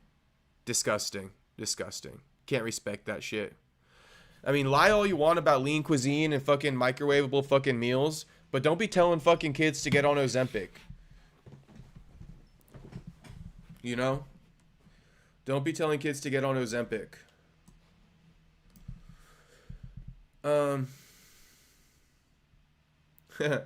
America First says, just offer Jacob a Five Guys gift card. He might sell out, JK. Shit. Depending on how desperate I am for Five Guys. I'm just playing. It was a London... Shit. Five Guys want to sponsor me, though? We've been plugging Five Guys, huh, boys? We've been plugging Five Guys. Shit, imagine if I got a Five Guys sponsorship. I will. I will get a Five Guys sponsorship, boys. Let's manifest that. One of these days, boys, we will get a Five Guys fucking sponsorship. We will. And maybe even have a meet and greet at Five Guys. Wouldn't that be insane? One of these days, boys, it's going to happen. I'm manifesting it. Miata Boy says, I seen Jacob kiss the wall. Miata Boy wants to see me kiss the wall so bad, but I won't. But I won't. Not until Netanyahu's out of power, bro. I have a deep inner inkling that Netanyahu is evil, bro. I do. I hate to say it, but I'm allowed to say it. And someone has to say it. And I guess it's going to be me. I can show receipts. America makes a profit from Israel. The allegiance goes back to post-World War II after the British Mandate of 1948. Gargoyle, that's a little bit past my knowledge, but thank you for sharing that. I'm sure somebody in the chat understand what you're saying.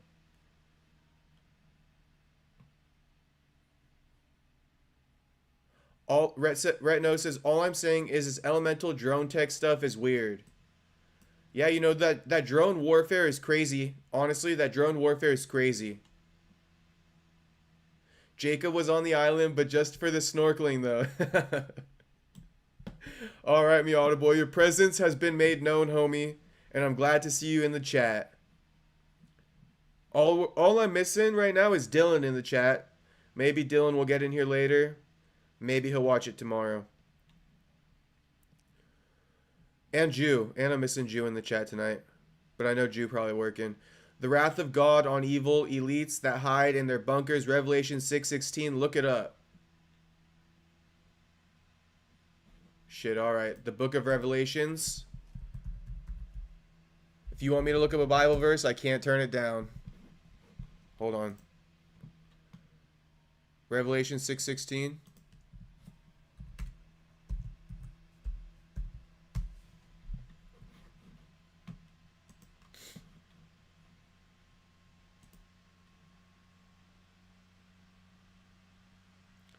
All right, sit tight, boys. We finna read this real quick, but if it's on some bullshit, I won't read it.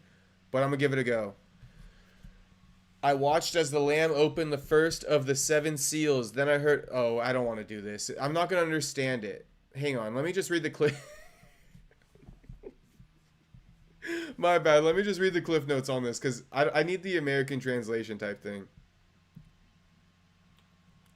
It says, they called to the mountains and the rocks, fall on us and hide us from the face of him who sits on the throne and from the wrath of the Lamb.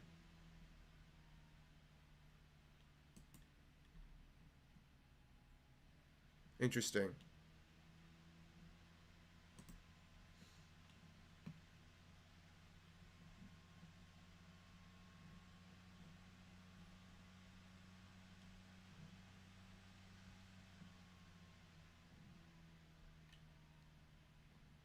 Hold on, let me just read this. Fuck it. Fuck it. If you're gonna leave the stream, whatever. I'm gonna read this anyway. I watched as the Lamb opened the first of the 7 seals. Then I heard one of the 4 living creatures say in a voice like thunder, "Come." I looked, and there before me was a white horse. Its rider held a bow, and he was given a crown, and he rode out as a conqueror bent on conquest. When the Lamb opened the 2nd seal, I heard the 2nd living creature say, "Come." Then another horse came out, a fiery red one. Its rider was given power to take peace from the earth and to make people kill each other. To him was given a large sword. When the Lamb opened the 3rd seal, I heard the 3rd living creature say, "Come." I looked, and there before me was a black horse. Its rider was holding a pair of scales in his hand. Then I heard what sounded like a voice among the 4 living creatures saying, 2 pounds of wheat for a day's wages, and 6 pounds of barley for a day's wages, and do not damage the oil and the wine. When the Lamb opened the 4th seal, I heard the voice of the 4th living creature say, "Come." I looked, and there before me was a pale horse. Its rider was named Death, and Hades was following close behind him. They were given power over a fourth of the earth to kill by sword, famine, and plague, and by the wild beasts of the earth. Sounds like Israel. When he opened the 5th seal, I saw under the altar the souls of those who had been slain because of the word of God and the testimony they had maintained. They called out in a loud voice, "How long, sovereign Lord, holy and true, until you judge the inhabitants of the earth and avenge our blood?" Then each of them was given a white robe, and they were told to wait a little longer until the full number of their fellow servants, their brothers and sisters, were killed just as they had been. I watched as he opened the 6th seal. There was a great earthquake. The sun turned black like sackcloth made of goat hair. The whole moon turned blood red, and the stars in the sky fell to earth as figs dropped from a fig tree when shaken by a strong wind. The heavens receded like a scroll being rolled up, and every mountain and island was removed from its place. Then the kings of the earth, the princes, the generals, the rich, the mighty, and everyone else, both slave and free, hid in caves among the rocks of the mountains. They called to the mountains and the rocks, "Fall on us and hide us from the face of him who sits on the throne and from the wrath of the Lamb, for the great day of their wrath has come, and who can withstand it?" If you guys are asking me for a translation on this, I think this is referring to the government fucking up and then basically hiding from the American citizens once we start this American Revolution. That's what I got from it, but I could be way off base.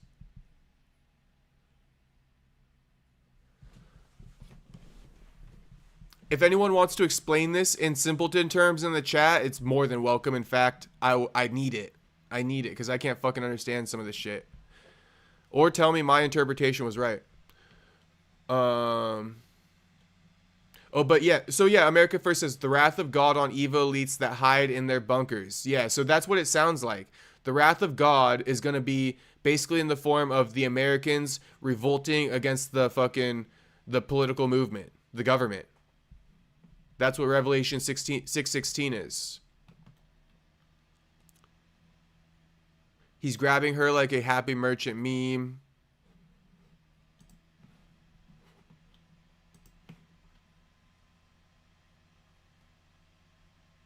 You have to ask about Five Guys early life first. LMAO says entertained. Yes, we have to make sure Five Guys isn't owned by by Israel. As long as they're not owned by Israel, I'll accept the sponsorship. Break off Five Guys sponsorship and break off your mods. Let's go, America First. We're gonna do that. We're gonna do that. And to all the loyal fucking viewers, we finna be sending out burgers. Jacob kissing Five Guys card. Now that's a rabbit hole. You guys love the Five Guys. We're gonna get that fucking Five Guys sponsorship eventually. So who owns the building in Hawaii where they were found in Hawaii? That's public record. So a building in Hawaii, who owns it? It's public record. Unbroken. I'm not sure. Let me. Oh, okay. Human trafficked kids found in Hawaii. We are on such a rabbit hole. We have officially exited the MMA talk, boys. But hey, this is what I live for. This is what I live for.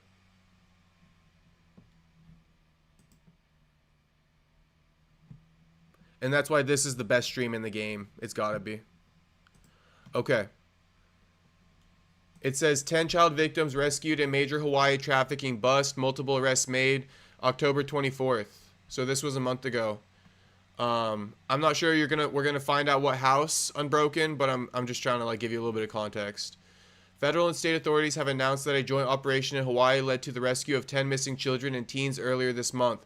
The successful bust, which also secured several arrests, marks another major victory in the Trump administration's nationwide anti-trafficking efforts. Is it though? I'm gonna instantly question that. Is it though? Is it though? Or is it what Bryce Mitchell's saying, Trump is trafficking kids left and right using ICE, and this is just a fucking smokescreen? This is just a smokescreen to make it seem like he's saving these kids and shit like that, but he's really not. I'm gonna call it into question. I'm gonna call everything into question until these guys start fucking telling the damn truth. Until Trump says fuck Netanyahu, I almost don't want to believe a word he says. And that's just keeping it a buck. I don't even care. I mean that shit. The FBI's Honolulu office revealed on X that Operation Shine the Light safely recovered the children who ranged in age from 13 to 18. The operation was conducted with state and local law enforcement. Several arrests were made. Child victims were identified and investigations are ongoing, the FBI said. Shit. Trust the FBI as much as you can throw them, boys. You know that shit. The statement adds that the mission also aims to provide essential services and care while deterring criminals from preying on vulnerable youth.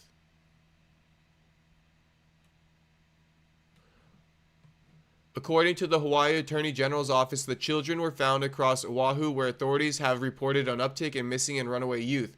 Officials did not specify how many arrests were made or the exact nature of the charges. Oh, that's suspicious. Why not? Why not let us know that? What the fuck are you guys trying to hide? Right? What the fuck are you guys trying to hide? As of Friday morning, 26 children were still listed as missing statewide by the Hawaii Department of Human Services.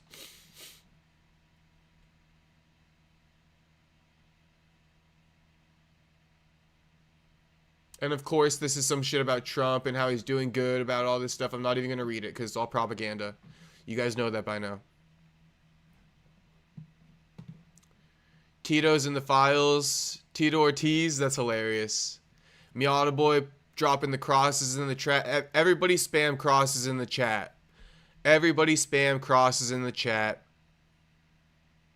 Everybody spam crosses in the chat. Shout out to Jesus. Apparently, there's an Italian word for man of mystery, and that somehow ties into this drone stuff. Interesting. Nah, Red, that drone warfare is fucking pure evil, bro. That shit's so evil. I don't like this new age warfare. You feel me? You guys ever heard about that shit? How, like, the new age warfare is they wipe out our fucking Wi-Fi grids and our fucking, our electric grids and shit like that? If they do that, bro, we are fucked. Then they send in drones, bro. Oh my gosh. Oh my gosh. I don't even want to manifest that shit. Revelations 2:9 and 3:9. Where's the nearest Five Guys wall? Shit, there's a Five Guys like 20 minutes or 15 minutes down the street from me. I think Bilal is starting his own island. Shout out Miata Boy. He is starting his own island with fucking Ignacio Bahamundes' 17-year-old brother. Bilal, that crazy motherfucker. We're never going to let him live that down, boys. Never let him live that down, alright? Never let Bilal live that Epstein joke down. That was just insane. Suggesting, too, that the government elites were having sex with those kids for their powers, to get powers from them is crazy. You guys told me to look up another Bible verse, so I'm going to do that. Revelation 2:9 and 3:9.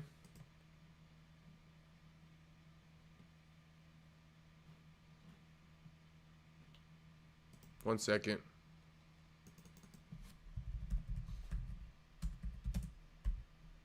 And for those that don't know, you guys know that like the Bible, like I know people think that it could be bullshit, but apparently the Bible has predicted things in the world already. Like certain rivers will dry up and this kind of thing. I can't cite it off the top of my head, but I heard about it. Like the Bible has predicted the future already on several occasions. I know thy works and tribulation and poverty, but thou art rich, and I know the blasphemy of them which say they are Jews and are not, but are synagogue of Satan. Yes, I've heard this before. I've heard this before. That's what Netanyahu is. I'm so glad you brought this one up again. Shout out. Who fucking told me to look this one up? I've already read this in the past, but shout out to Entertained, bro.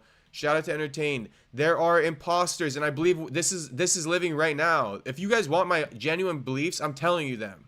I'm sharing them with you guys. I believe this is happening right now.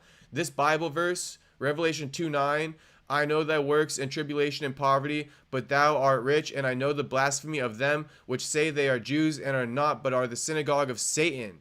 That is the fucking Israeli government right now. Netanyahu is in control of the synagogue of Satan. Call me crazy. Somebody call me crazy. I want to hear it. I want someone to call me crazy. Because I know I'm fucking not. But I am a little bit crazy. I got a little bit of Bryce Mitchell in me. Now.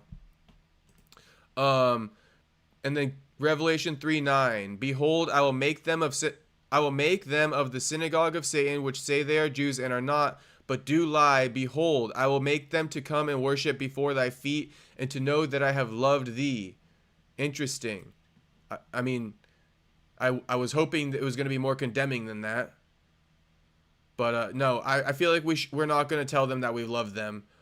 We got to beat their fucking asses. We got to hold fucking Netanyahu accountable for all the shit he's done. For all the lives he's cost. For being the synagogue of Satan in the first place.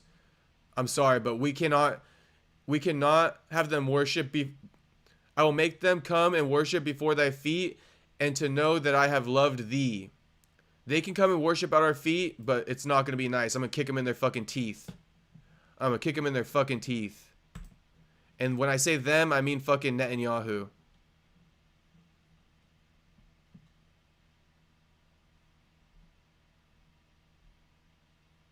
Dylan, sub Castro. What up, Dylan? Good to see you in here, homie. I was wondering.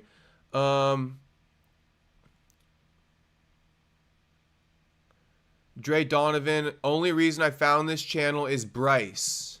Well, then shout out to you.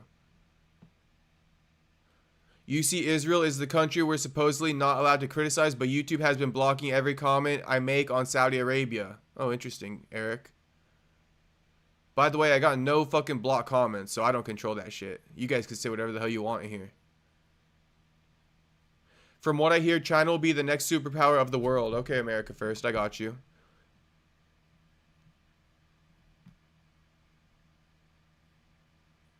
Ozempic does amazing for diabetes, but the side effects are what need more research. Fair enough. But a lot of fat people just use it because they don't want to go on a diet, you know, and they want to lose weight. Like a bunch of dumbass chicks use that shit. The future tribulation before Jesus returns. They quoted this in Ghostbusters 2 LMAO. America First says they have the population but not the land to feed them. This is why they are buying the farmland here. Our politicians believe that by them allowing to China to purchase land, they will get a pass. Damn. Okay. Shout out America First.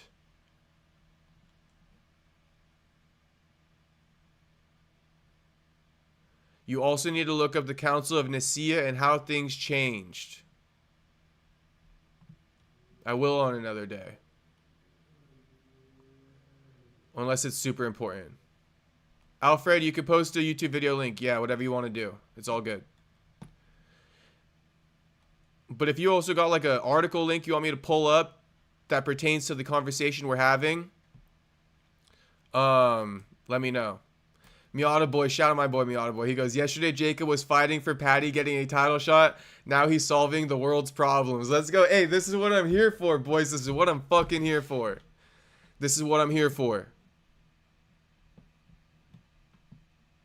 I would be just on my phone. If I wasn't in this live stream right now, I would have been watched the Bryce Mitchell video and I would have just been researching all this shit on my own. So shout out to you boys. Now I gotta just chop it up with you boys about it. And it's even better. Oh, Unbroken says, Gargoyle, what changed was what books were chosen to stay in and what weren't. Enoch, for example. Oh, so they were controlling education. They were controlling education. Only mods can share links in chats. Ah. Sorry about that. Sorry about that. I can't just make you a mod to drop a link. So, if you a mod and you want to drop a link, you could drop a link. I got a few mods already, but that's about it. Gargoyle says, well, you don't know what a council means. That's not a change. Okay, so these boys are debating something. I'm going to let them debate. Hey, shout out Dylan. Shout out Miata boy dropping the crosses in the chat. Let's go. Shout out Jesus. America First says, Jacob, look up the Club of Rome. The world will be broken into 10 regions. It's coming soon. Pay attention. They have the map broken down section by section. Also spoke of in scriptures. Dude, America First is fucking locked in. All right, 1 second.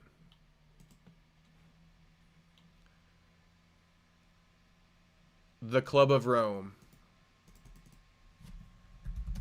I love that Miata boy said I'm solving the world's problems right now. That's all we're here for. Defend Patty Pimblett first, next, fucking fix the world, boys. First things first, get Patty Pimblett that motherfucking title shot. Next thing, fix the fucking world's problem, boys. That's what I'm here for. Okay. I mean, shit, is this? You said there was like a map or something.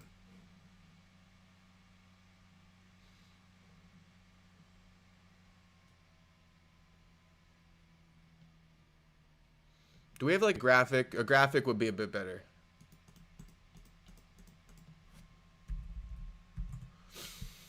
Otherwise, I'll just research this one on my own. Club of Rome.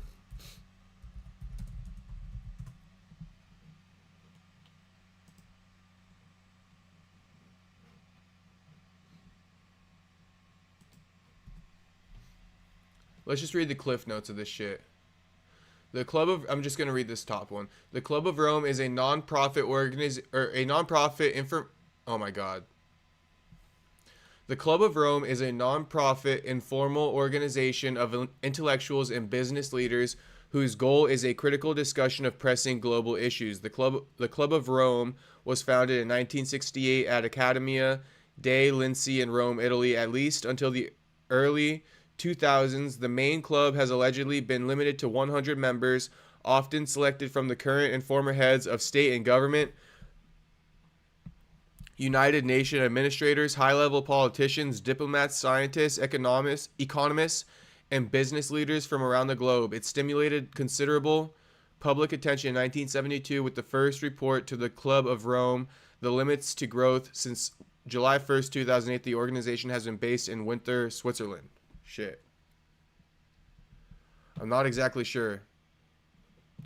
Okay, I got some other stuff for us though. I got some other stuff for us. I see all the stuff.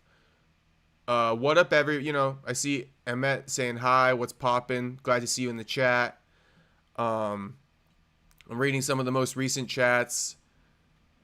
Oh, America First. All we're missing is the washer noise in the background. That's so fucking funny. I know. I'm not doing laundry tonight.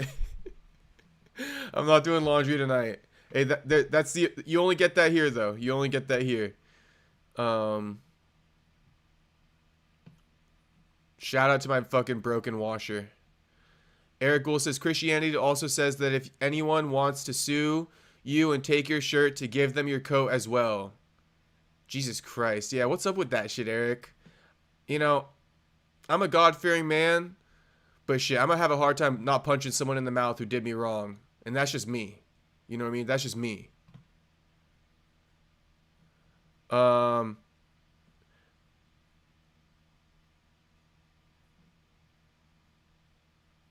Oh, Tasteful Thickness. The Nicene comment was about the books chosen to be in the Bible itself. It was chosen by committee, and there are actually many versions of the Bible available. I got you.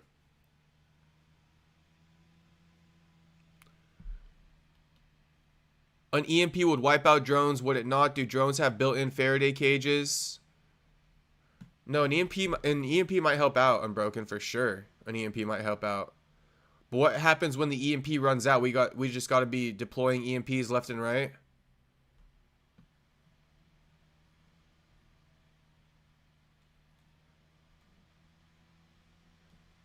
Revelation 17:12 to 14. 10 kings that get power for a short time equals Club of Rome. I got you. I got you. I'm just reading a few more chats, then we're going to go on to the next. Unbroken says, I would kiss the wall of cinnamon Pop-Tarts. Shout out the cinnamon Pop-Tarts. And shout out the brown sugar Pop-Tarts. The most elite of the Pop-Tart variety. Club Dumas. Oh, the Bible's next prophetic event is the Ezekiel 38 war, says America First. Gargoyle says, I'm not even Catholic, but I know the Gregorian calendar is different than the Council of Nicaea. Man, you guys are smart. Shout out to you guys. I don't even know about these things, but I'm learning. I'm learning. Also, they are not real Semites. They are white European converts. Shout out to Saxby. Welcome to the chat, Saxby. Good to see you. Tasteful Thickness says, normies think Christianity is some puss religion, but sell your cloak and purchase a sword isn't an accident. Shit, yeah. Sounds like me. That's what I would do. Tasteful Thickness. I feel like selling my cloak right now and purchasing a sword. Shit. I feel like fucking selling my cloak right now and purchasing a sword. Okay. I got something else to react to. Do I want to? I don't think I want to react to MMA Guru's video. Should I or not?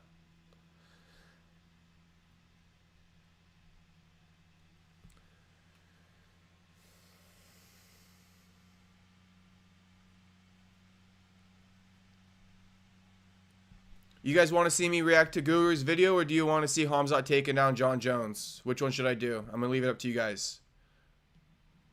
Miata Boy, there's only one God. Psalms 34:18. The Lord is close to the brokenhearted. He saves those who are discouraged. Let's go, Miata Boy. Drop that shit in the fucking chat, Miata Boy. Let's go.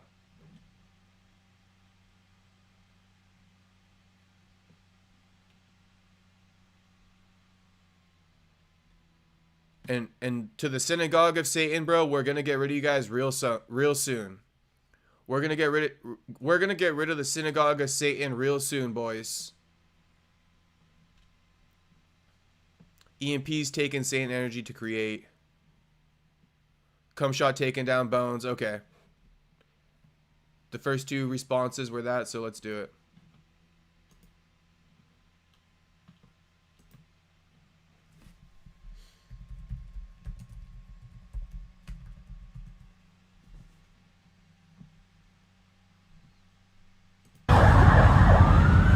Jon Jones и Khamzat Чимаев сейчас сошлись рукопашные. Кто кого? О, Jon полезен. Damn. Машаллах. Убежал Jon. Then he runs away out of embarrassment. Damn. Jon убежал в Америку. No! No! Дела Марсело. Нет. Hey. No video. Video $5,000. Это был дружеский бой. Они помирились. Damn, I've never seen Khamzat look at another man like that. Khamzat fucking loves Jon. Real quick, look at Khamzat smiling at Jon. Damn, I've never seen Khamzat look at another man like that. He got a serious admiration for Jon. A serious respect for Jon. Check him out. Look at Khamzat. The alpha male, The back clap was crazy. The back pat was crazy. $1,000. Подалите это был дружеский бой. Они My man Khamzat looks like fucking Steven Seagal. понравились. Yeah. That was Видео funny. $5,000. One more time. Jon Jones и Khamzat Chimaev сейчас сошлись рукопашные. Кто кого? Кто кого? О, Джон подержан. Машаллах. Убежал Джон. Bro, Khamzat ragdolled his ass. Khamzat Seagal ragdolled his ass. Miata Boy says, Juru video. Saxby says, this is more fun. Continue with American first. Shout out Saxby. I know, but we talked about it for 2 hours, Saxby. So I figured I gotta wrap it up. We did a full 2 hours on it, Saxby. Hey. Only I do 2-hour videos for you boys. Alright? I'm just saying. Who the fuck else is gonna do 2 hours on that shit? Me. I'll answer that. No one else is gonna fucking do that but me. Unbroken says, yes, but if we have hypersonic missile already developed, then EMP is not far. A EMP can be through solar flares and spends highly on where mass ejection happens. John and Khamzat, is that a Pamela Anderson versus Tommy Lee type video? I mean, it's the MMA equivalent. This is the MMA equivalent. Schizo stream intensifies. My GF calls it the rod of God. I never heard of the rods of God's technology. Bones swings both ways. He's always hugging up on other men. America first. Hey. Jon Jones never beating the allegations.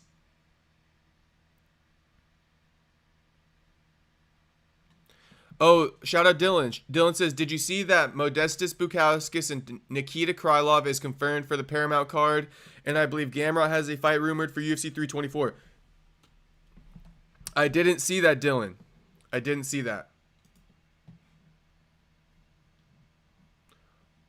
Oh, wait. Джон, как я тебя учу? This is the full video. Джонс против Хамзата Чимаева. Ой-ой-ой. Джон, как я тебя учу? Damn, it was a full-on exchange. It was a full-on exchange. Shout out to Khamzat, bro. Oh, ragdolled his ass. Congrats, Khamzat. Khamzat looking like Steven Seagal, though. Perry Punch at it again. Drizzy Goat, we at it again, homie. Good to see you in here. Saxby says, as a European, I woke up this time. Guess I need to watch back. Yes, Saxby. I got you, though. You know what I mean? 2 hours. 2 hours. I got you. You got 2 hours of fucking entertainment. Lucky you, Saxby. Lucky you. Bones and Cumshot equals Kanye and Kim. Alright, America first. Okay, so I was going to look up just to confirm that news that Dylan just shared. Oh, Jon Jones just co-signed Khamzat as a real N-word. Khamzat is a real N-word faux show. Oh, and my guy Gable is going to be the top heavyweight on the planet within the next 14 months. Mark my words. Okay, John.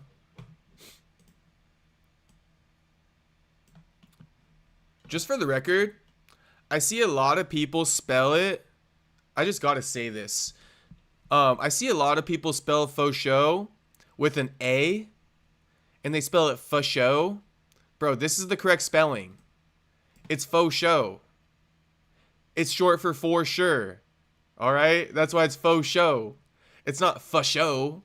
It's faux show. For sure. Short for sure. I just had to say that. I get that a lot. I get a lot of people texting me with the FASHO.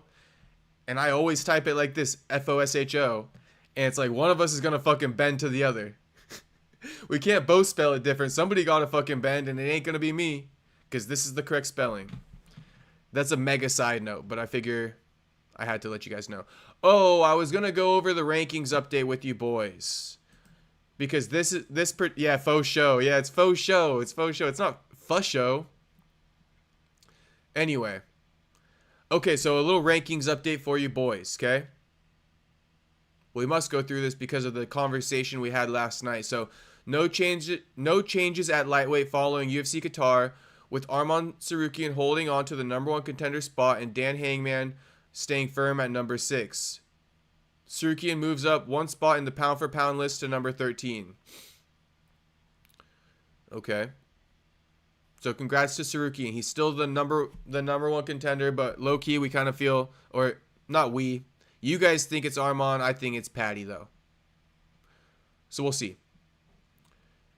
And then another update on welterweight rankings. Big move for Ian Gary following UFC Qatar, rising up 4 spots to number 2 in the latest welterweight rankings update. Bilal Muhammad falls 3 spots to number 5.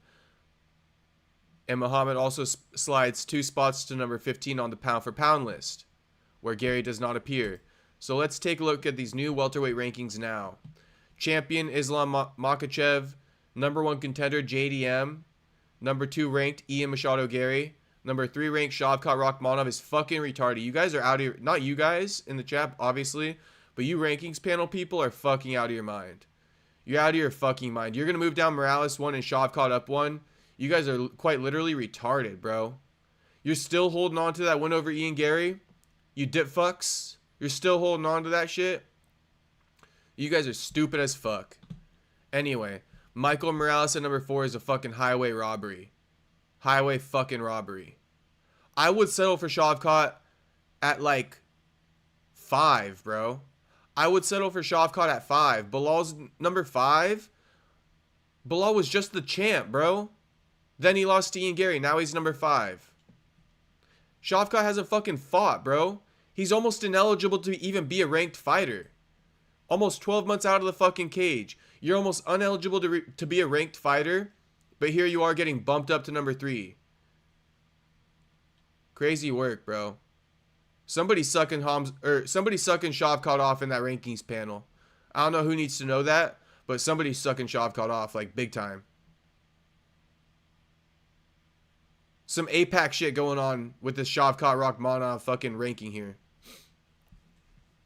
Bilal number 5, Protez number 6, Sean Brady number 7, Usman number 8, Leon Edwards number 9, Joaquin Buckley 10. So a lot of these remain the same, like 7 through 15 remain the same. But yeah, now Carlos Protez is number 6.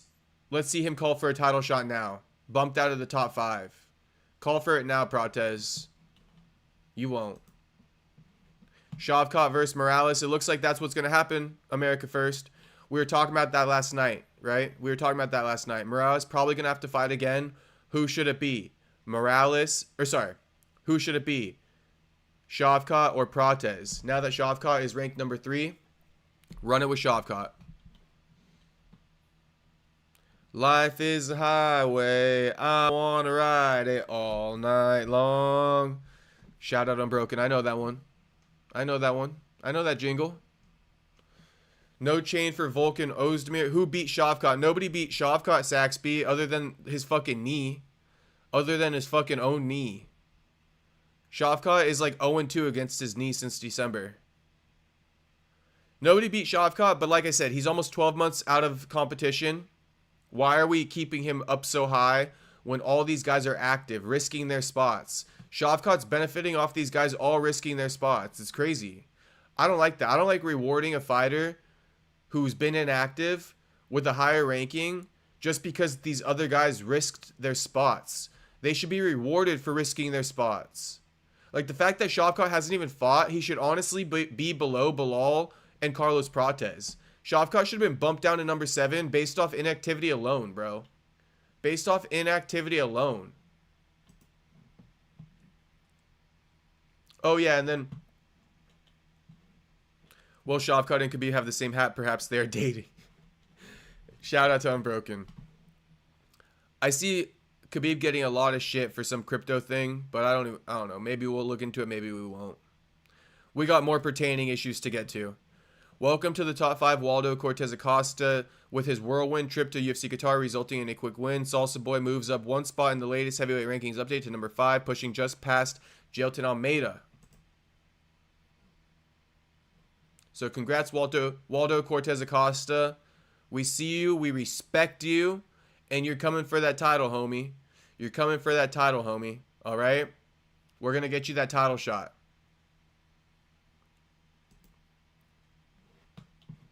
What happened to Khabib's Eagle MMA? Does it still exist? I don't think so. Because last year the gym got raided after that one, former member of their team was like caught in a terrorist attack or something like that.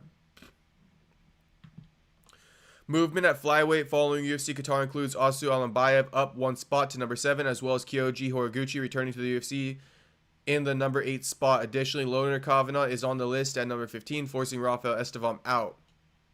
So, Kyoji Horiguchi lands at number 8 in flyweight following his win over Tagir Ulanbekov. And Asu Alambayev moves up to number 7.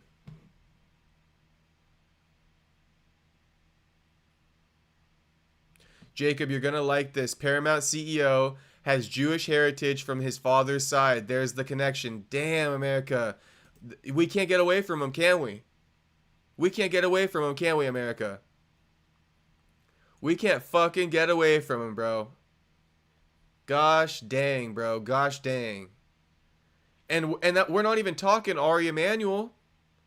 We're not even talking about Ari Emanuel. Shout out to the Jews, but the Jews got their hands all over the fucking UFC, bro. All fucking over it. All fucking over it. Even the media, the top journalist who wins every year, Journalist of the Year, what is he? Someone tell me. Someone tell me. The CEO of Paramount is literally Jewish. Crazy. Crazy. Oh yeah, after that one member, quote unquote, just one. Unbroken, hey, that's what they say, just the one. And they even try to say that he wasn't a part of the team. But hey, if Khabib's father cornered you in a fight, you're a part of that fucking team. I don't care what they say. Saxby says, I feel you. I'm sure Islam and Khabib don't want to fight Shavkat. Yeah, so let's make Shavkat fight again, bro. Shavkat gotta fight again.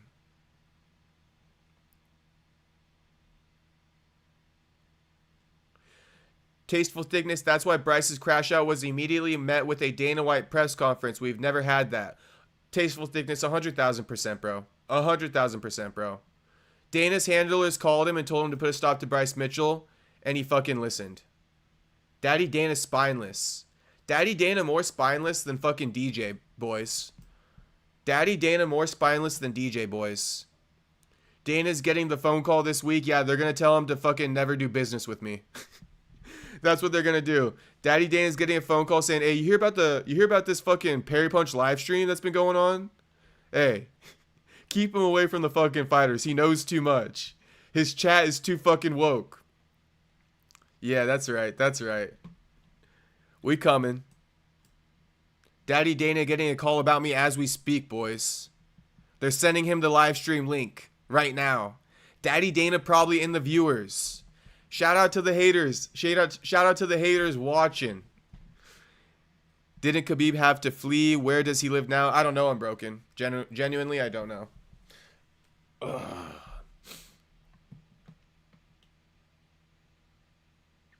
America says, I know you were saying this last night too, America. Dana loves Khabib, and since Islam is Khabib's boy, Dana will let Islam fight Usman. Watch and see.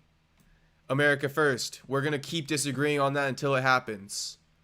We will that conversation is to be continued. Send Dana Israel 2 to 3 years and forget. Shit, just send him there. Hey, Tasteful Thickness, just send his ass there and fucking forget about him, period, bro. Fuck the 2 to 3 years. We don't even want him back. We don't even want Dana back. Keep him over there. Daddy Dana gets more out of touch as the days go by, bro. Never forget, he told all the fighters to be like Joe fucking Pyfer.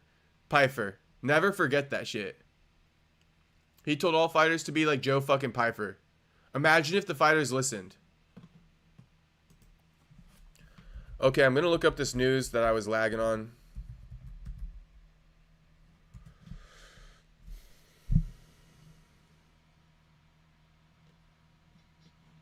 I'm just going to go to MMA Fighting.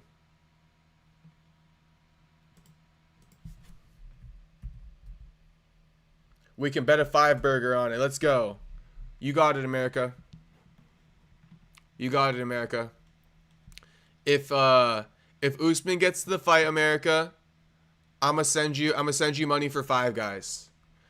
And since 5 Guys is fucking expensive, I'ma send you 20 for 5 Guys. All right. Islam versus Usman does not seem like an interesting fight, does it? No, it doesn't at all. Doesn't at all.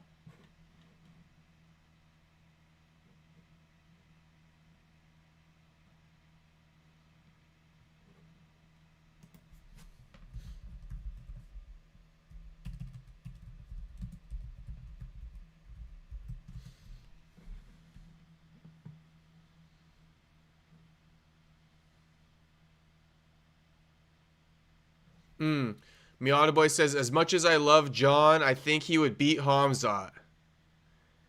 Interesting, interesting. Dylan, I guess, or not Dylan, Miata Boy, I guess that shit comes down to if Jon can defend that takedown, though. You know what I mean? Imagine if Khamzat did to Jon what he did to fucking DDP. Wow, that would be crazy. If Khamzat did to Jon what he did to DDP, that would be fucking crazy. And keep in mind, Khamzat just took down heavyweight Jon Jones. Straight up heavyweight Jon Jones, bro. Because I was thinking Khamzat moving up to 205, but it's like, nah, he got to move up to fucking heavyweight. Miata Boy says, wrong chat. If you get the bacon wrapped hot dog, burger, and fries with a drink, it's finna be over 20. Yes, it is. It is. Add in a tip and baggie of cocaine, and that's like 200. They got the fucking coke dealer working behind the counter at 5 Guys too. You already know. You already know. That's where Conor McGregor gets his supply on the low. 5 Guys. 5 Guys cashier. It's not about interest or ranking. Islam just wants that name under his belt. It's that simple, guys. Shit. It ain't Islam's world, though, bro. I ain't gonna let Islam fucking run the fucking show. If it's up to me. Maybe Daddy Dana will, but I won't. Khabib is a lukewarm Muslim. Damn. That doesn't sound haram or kosher. It definitely doesn't. Islam versus Usman is not interesting, but Dana know that Islam has maximum 2 fights left. He tried to be good with him. Fuck trying to be good with Islam, bro. Make Islam fight fucking Ilya in June. Alright, we're not getting this Modestus Bukauskas news. So what we're going to do is we're going to react to this 30-minute video of MMA Guru. Because if you guys know, I disagree with Guru's take. Right? I disagree with Guru's take. Not to flex any tweets, because that's not what I'm really here for. But just so you guys know where I stand.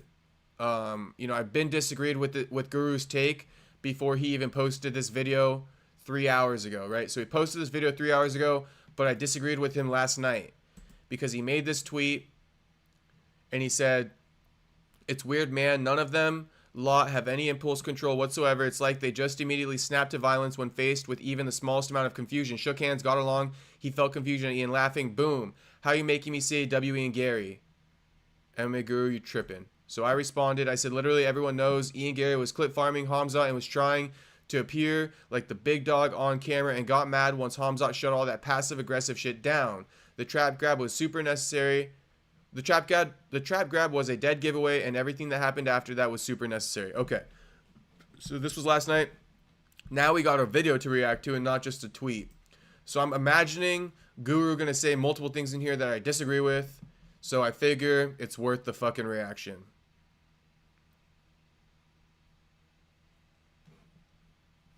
Oh, Miata Boy. Okay. Miata Boy said, I said, let's look, throw the Khabib crypto stuff. Guru is making a video tomorrow for him using his dad for a crypto scam. He's due for since 2023. Okay, wait, hang on.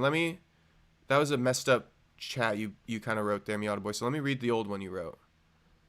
Hold on. Read my last chat. Give me a second to find Miata Boy's last chat.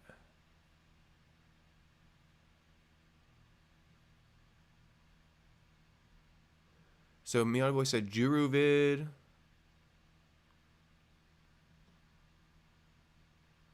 Then he said the thing about Jon Jones.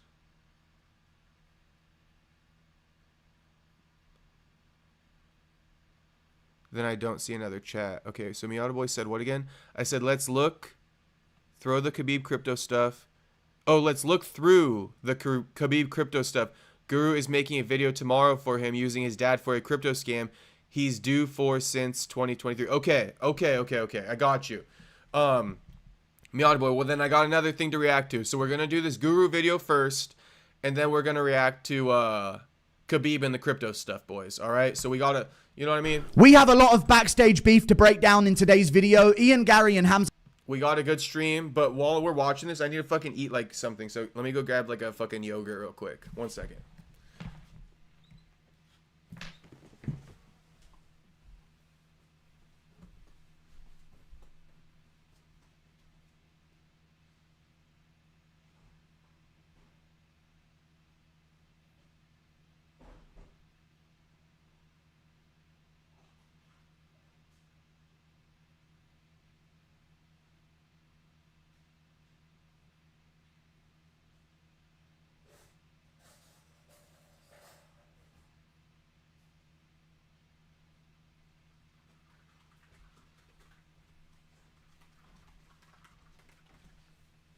All right, so after this video, we're gonna look into the whole. No worries, Miata Boy, I got you. But after this video, we're gonna look into the whole Khabib stuff, and apparently, you know, he is selling out to a crypto sponsor, and then he's also like degrading his father's name. So we'll watch it. I haven't really looked into it, so I'll look into it fresh with you guys. But first things first, this motherfucking Guru video, because I know he's on some bullshit. Chimaev got into a bit of a scuffle backstage at UFC Qatar after Ian Gary's big win over Belal Muhammad, and things have escalated from there with call-outs being made, trash talk back and forth. But that's not the only thing that happened at UFC Qatar. Ilia Topuria and Arman Tsarukyan got into this situation backstage at the event as well, and Ilia Topuria is now trashing Arman on Twitter, saying that he slapped him in the face in this video that we're going to break down second of all. And Arman Tsarukyan disagrees that he was slapped in the face. I'm going to let you guys be the judge of that when we get to it. But also, Paddy Pimblett and Ilia Topuria got into a little verbal shit-talking match behind the scenes at UFC Qatar, and this is just a constant reminder that nothing is better for promotion of the sport than getting these guys face-to-face with each other at these events. We need more of these backstage moments. This is what the sport's all about. We can't get face-to-face interviews. The UFC refuses to promote fights, but we can get this if we keep luring these guys to be around each other backstage. And that's what we're going to go through in today's video. Darren Till also weighed in on the situation in a way that I agree with, but we're going to start with this. Ian Gary and Khamzat Chimaev. Let me just play the footage, and then I'll give you my take on this, okay? Good job tonight. Ready to go? Good moment to begin with, okay? That's not Arman Tsarukyan, by the way. That's his brother. I'm not even joking. That's not Arman Tsarukyan right there. It's his brother. They look absolutely identical. So a little nice moment between Ian Gary and Khamzat Chimaev, okay? Nothing crazy. They've met each other before. They've taken pictures with each other before. But then Ian Gary's going to go back in, and there's going to be a little bit of a situation here. No, I'm on Arman. No, he's not going to fight me. He's good. He's a champion. Don't worry. And for some reason at this point that I might understand in a second, Khamzat Chimaev decides to snap. So Ian Gary just said, don't worry, he's not going to fight me. He's not. Come on, Guru, don't disappoint me. I thought you were about to be on some bullshit, homie. I just read the tweet you said yesterday. You about to go back on your words, homie? Don't disappoint me. You're supposed to be on some bullshit, and I'm supposed to call you on your bullshit. Don't take my side now, homie. Don't take my fucking side now. We all know where you stood on this. You said this shit last night. How are you going to make me say W.E. and Gary? Don't change your fucking take now, homie. Let's see. Is he going to change his take or is he still on some bullshit? Not gonna fight me. He's a champ. It's gonna be fine. And Chimaev snaps. Oh! Whoa! Hold on now, Khamzat. He's going crazy backstage, dude. There's no emotional control in these guys. They just snap, dude. They just see red on a dime. Tad bit of confusion over a situation. Chimaev sees red and he's going for Ian Gary. No, Guru. This isn't emotional control. This is fucking how to be an alpha male 101, bro. This is how to be an alpha male 101. And Khamzat is cut from the same cloth as a fucking Nate Diaz, bro. All right? You play those passive aggressive alpha male games with him, he gonna fucking be right up in your face and tell you fuck you. And that's what he just did to fucking Ian. Cause Ian wants to be passive aggressive. Ian wants to do this shit. And then, like, Khamzat's going to be thinking after they walk away, like, damn, did he just get one over on me? Nah, not Khamzat. Not a guy like Khamzat. And you're generalizing Khamzat to all Muslim fighters because of the whole Dylan Dennis thing recently. But, you know what I mean? Nate Diaz has done the same shit in the past, too. So, I'm not grouping them all in like this guy, but let's listen. Let's continue listening. But he instantly wants to generalize and say that, you know, all the Muslim fighters, all the Russian fighters, they got no impulse control. I get it. That's the narrative on his channel. I get it. But it's not a lack of impulse control. It's that Ian was trying to punk him, bro. Ian was trying to punk him, and he didn't fucking fall for it. Whoa. And now there's beef. Now there's a big scuffle. I don't know how it started, but I do understand. You have to take this into consideration before we hear Ian Gary's response. This is Ian Gary that we're talking about. He's so fucking annoying to be in the presence of and so fucking disgusting to have to listen to speak in your presence that I understand Chimaev's crash out. When I first responded to this, I put something out like, you can't fucking take these guys anyway, dude. They have no emotional control. And that is true. At the slightest bit of confusion, they snap to anger immediately because of the, you know, inbreeding. You boys think Guru saw my tweet and changed his mind? What you boys think? You think Guru scrolled through the quote tweets of his tweet and he goes, oh damn. Oh damn. I see what he's saying. The one thing Guru's not bringing up, and I already did a breakdown video so you can watch it yourself. I got my video out before fucking this dude. I got my video out before this dude. I'm on my fucking shit, boys. I got my video out on Sunday, homie. Guru, what you been up to, homie? It's okay. It's okay. I got more work to do anyway. All right? It's only right that I get my video out first. I got more work to do. But shout out to Guru. I got my video out on Sunday, boys, all right? Today's fucking Monday. Anyway, what Guru isn't breaking down is the whole passive-aggressive shit Ian was doing, grabbing him on his trap. Everything that ensued after Ian grabbed Khamzat on his fucking trap was super necessary. We're at the 3:30 mark, but let me just rewind it. Okay? Take on this, okay? Everything that... See, look how Khamzat just hit him, slapped his back, and his hand just came off. He almost slapped his back so hard, Ian lost grip of his trap. But anyway, everything that ensued after this trap grab was super necessary, bro. Ian on some bullshit. And if you guys think like I'm looking too much into this, then you might not be an alpha male. I gotta say it. I just gotta say it. You know what I mean? But as a man, you don't let another man touch you like this. You know what I mean? Without thinking that he just tried to punk you. Straight the fuck up. As a man, you don't let another man come up to you, right, and pinch you on your trap like that and try to little bro you, right, without thinking something about it. Okay? I'm just telling you guys. Anyway, back to the 3-minute 30-second mark. Okay? But this is Ian Gary we're talking about. Just looking at the guy and hearing him speak would send an unimaginable amount of rage through your system that I kind of completely understand Chimaev in hindsight. You know? Come on, relax, boys. And then this is Ian Gary's response. Relax, boys, relax. I'll fuck you up, bitch, says Khamzat Chimaev. Hold on now. He's going to get crazy now. Chimaev's out until May. Just saw another clip of him wrestling with Jon Jones, by the way. But he's out until May. But all of a sudden, he's ready to go. Okay?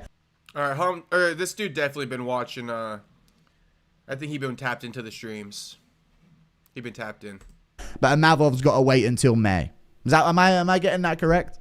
Well, dude, that's just childish. You're meant to be a champion in this sport. Look at me. You're meant to be a champion in this sport. Your friend just won. Don't ruin his victory. That's just childish. You're supposed to be a champion in this sport. Your friends just won. Don't ruin his victory. He's going off. Even Arman has to step in and be like, all right, we're good, we're good. Arman, congratulations.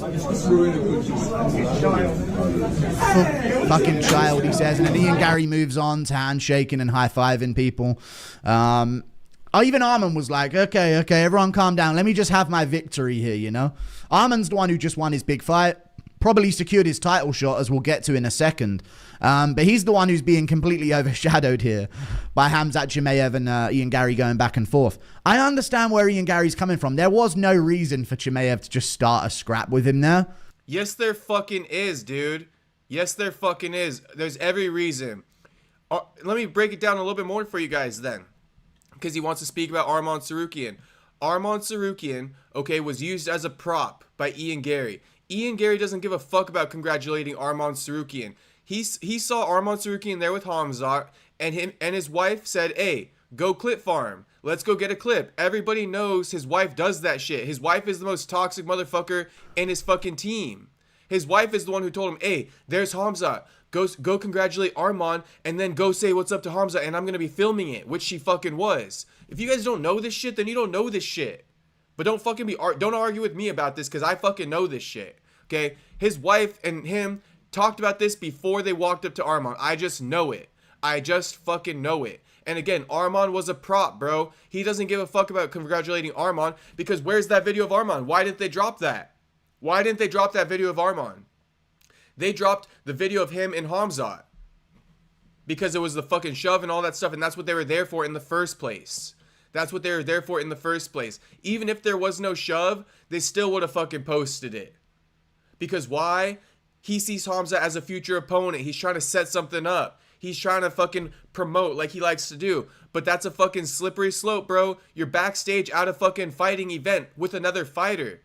I saw Tasteful Thickness's comment saying both truths are available. A secure man cannot freak out because he's uncomfortable, but another temperament could also snap. Both are fine. Oh no, you're saying a secure man cannot freak out because he's comfortable. I'm assuming you mean in his own skin. And then, but another temperament could also snap. Both are fine. Tasteful Thickness, I get what you're saying. And in most settings, right, the secure man or even an unsecure man is not going to freak out because you can't do this kind of shit in the real world, right? But where I'm shooting Khamzat some bail is, bro, this is another fighter, okay, and they're backstage at a fucking event, bro. At a fucking event. They're backstage at a fucking fight. Like, don't be testing this dude. You're a fighter, he's a fighter, and you guys are backstage at an event. Like, this ain't no fucking meet up in a bar. You guys don't need to be around each other. This is no coincidence you're around each other anyway. You know what I mean? Keep your fucking distance. If they were just to run into each other by coincidence at a bar, I'm sure they would be way more friendly and way more happy. But Ian needs to keep his distance from Khamzat at these fucking events, bro. And for the record, Ian needs to keep his distance from all the fighters, bro. He's always up in everybody's fucking face.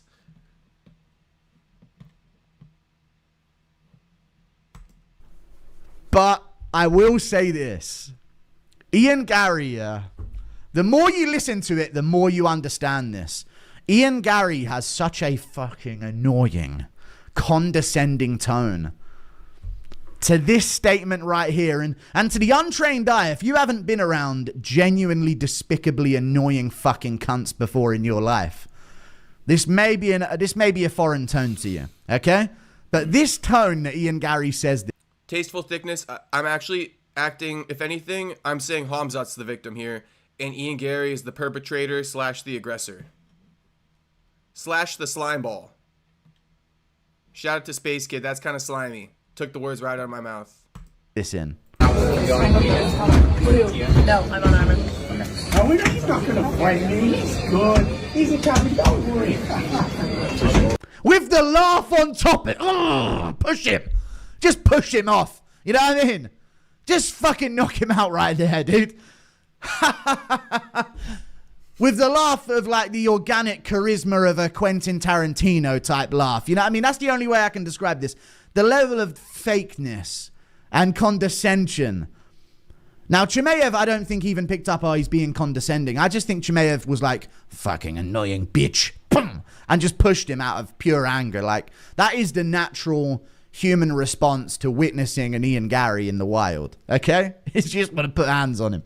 All right? But the condescending nature, now that I listen to it back, outside of being on a Fight Companion with a stream going on and listening to this on Fight Night, you do hear a different tone to it. No, I'm unarmed. No, he's not going to fight me. He's good. He's a champion. Don't worry. God, he's such an annoying cunt. And Chimaev is just like, couple brain cells just putting things together, and he's like, oh, maybe a tad bit of disrespect. He's good. He's not going to fight me. It's almost in a way where it's not, he's good and he's not going to fight me because we're friends and we're cool. But like, he would never even think of doing that. You know? So maybe Chimaev picked up on a bit more than I thought. What's wrong? What's wrong? Oh, so he knows. Dude, Ian Gary speaks to people like they're children, you know. It's so fucking... It's actually really annoying now. I'm listening to it back. What's wrong? Even though he's not doing anything. And listen, I don't think this warrants immediate fucking violence from Chimaev. Control yourself like a man. I do want to mention that. Control yourself like a man. Be a grown-up. And don't just snap to immediate fucking... No, fuck no. Be unhinged, bro. This is the fucking fight game. Be as unhinged as you want. Backstage, at a fucking fight. Be as unhinged as you want, bro. Be as unhinged as you want, bro. Even if you just don't like Ian and Ian didn't do shit to you, be as unhinged as you want, bro. Mad dog him. You know what I mean? Shoulder bump him. Be as unhinged as you want, bro. This is the fight game. This is the fight game, Guru. This is the fight game, homie.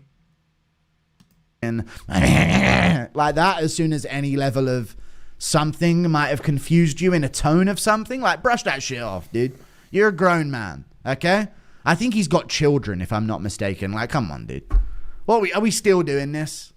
Like, if a teenager got pissed off by this, I'd be like, yeah, fairs. But this is a 30-something-year-old guy or pushing 30-year-old kind of guy.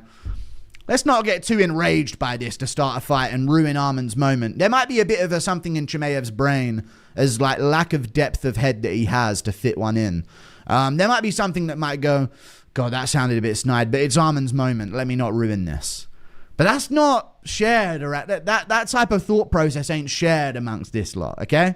It's on. Slight level of disrespect detected. Fists are being thrown. What's wrong? What's wrong? Oh, big scary push, dude. Watch out for Chimaev. Whoa. Come on, relax, boys. Relax. Dude, that's just childish. You're meant to be a champion in this sport. Look at me. You're meant to be a champion in this sport. Your friend just won. Don't ruin this victory. Man, congratulations. And Ian Gary tells him off again. Ian Gary tells him off like he's a fucking substitute teacher. You know what I mean? That's just childish. You can't be doing that. Everybody sit down and stop. Okay, I think we saw enough of this. I don't come here for the Guru fucking impressions, but that's his thing. He can do it all he wants, but I don't gotta watch it. I'm disappointed, Guru. Disappointed, homie. I thought you were gonna be on more bullshit than that, but honestly, that last part he was saying, as far as like Khamzat's got kids, you know, all that stuff, like, dude, what an insane cope. What an insane cope because you don't like the Muslim fighters or something. Like, bro, I don't give a fuck that Khamzat has kids. Like I said, this is a fight game, bro. Be unhinged all you want. Yeah, LMAO, relax, boys. Nah, they don't need to fucking relax, bro. Let them fucking do their shit. This is the fight game.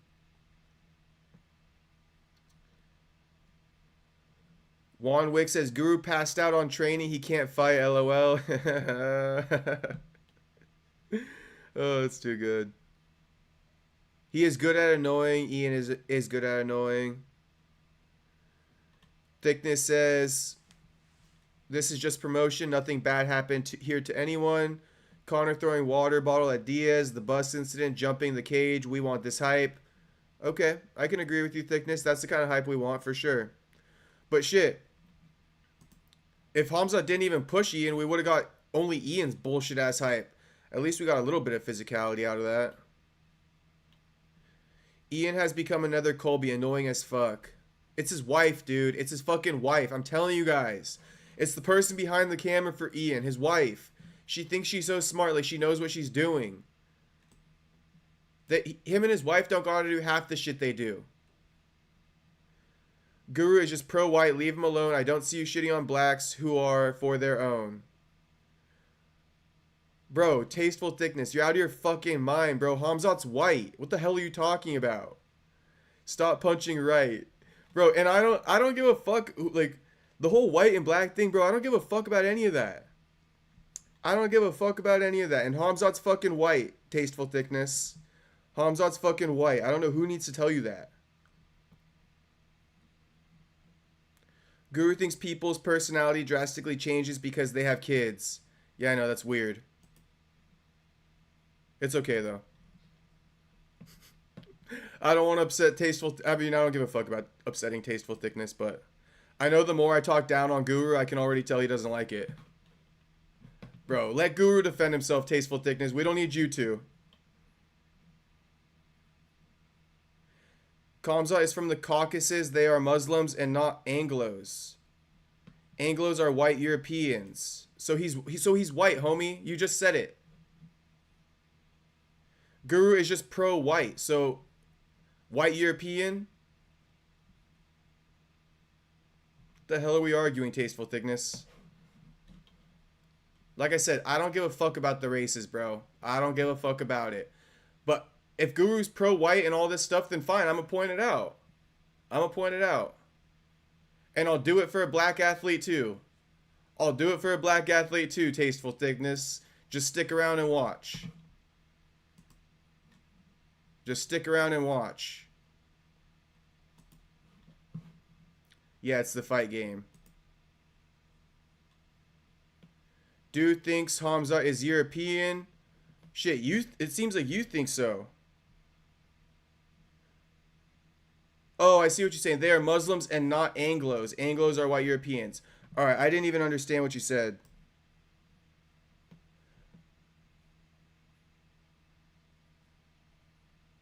Yeah, I am criticizing it. I am criticizing it. I am criticizing it. But I don't even know if I was too much, to be honest with you, Tasteful Thickness. I was planning on criticizing it more. But Guru ended up taking my fucking side anyway. So, I mean, I don't even know what we're arguing about. I don't even know what you're upset about. And to be quite frank with you, we don't even got time to figure out what you're upset about. We've spent enough time fucking talking about bullshit as far as this goes. Anyway, we're on to Khabib now. Fuck what Tasteful Thickness is talking about with this whole white thing, and I don't even know, bro. To be fair, Khamzat isn't white. He's Arab. He's from Palestine. All right. The only thing I know about is Caucasus Mountains, right? Is that not where Caucasian originates from? Anyone want to dispute that? Why are you criticizing White Unite? Bro, I don't give a fuck. Why are you criticizing White Unite? Tasteful Thickness, you're starting to annoy me, homie.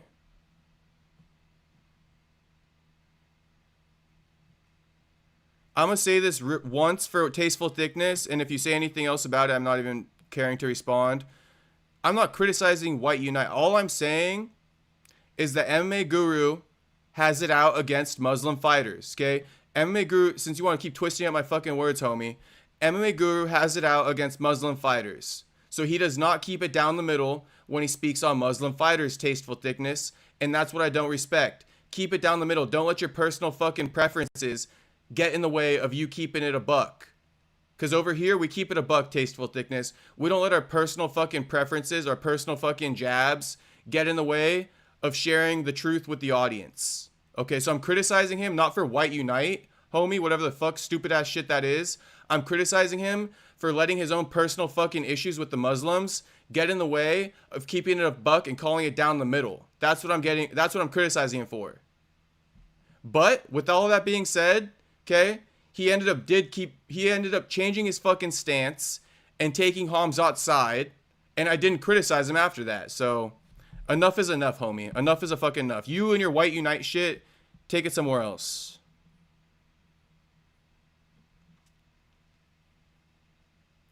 Ian wife is the teacher.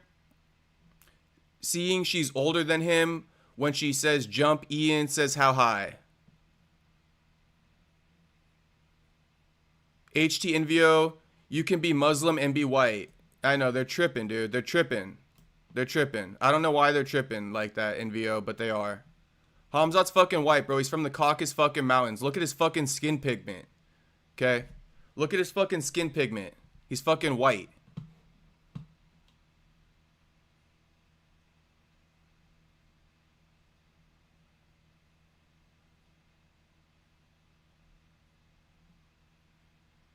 Everybody talk about the Anglos now, bro. I don't even know what the Anglos are, bro. Okay. Khabib and his whole fucking crypto scams. I think I have bookmarks.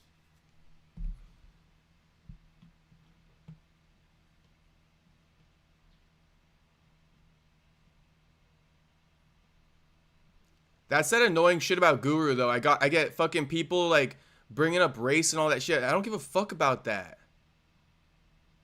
Don't fucking bring that shit over here.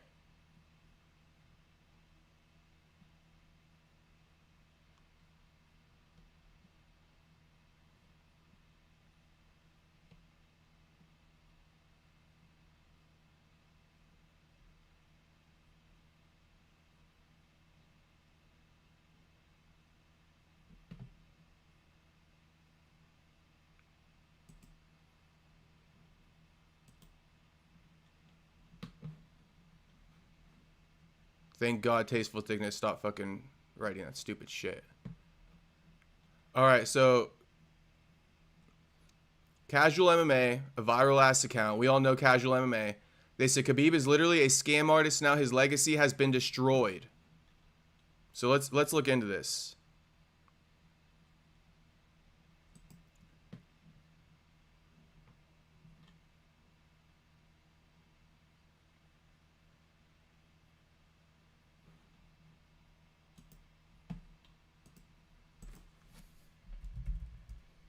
Oh my God.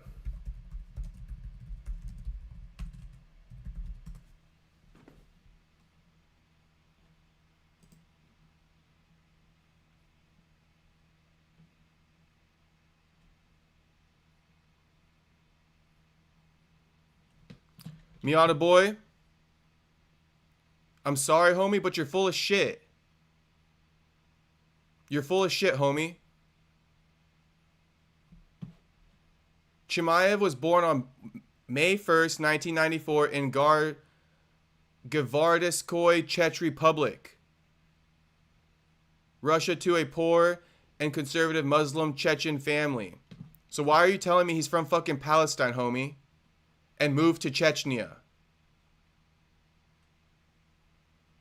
It says it right here. Born on May 1st in Chechen Republic, Russia. He's not from... What the fuck are you talking about, Miata boy?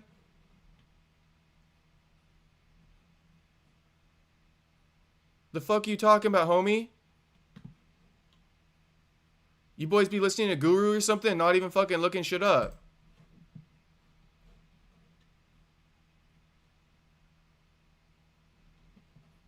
Yeah, this whole race bait shit, it's so annoying, bro. That's why I'm saying keep that shit to yourselves, boys. We're not interested in that. And you guys are on my... And what... I don't know. Yeah, you guys are hopping onto this fucking bullshit about race, right? How much time did I spend criticizing Ian Gary for being passive-aggressive toward Khamzat Chimaev?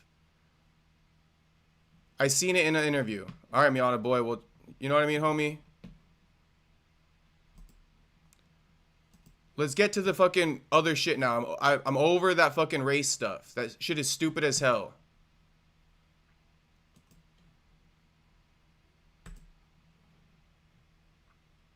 Let me read this. The papaka was never just a hat. It was about where you come from. Respect and discipline. It reminds us that true strengths come from tradition, not just power.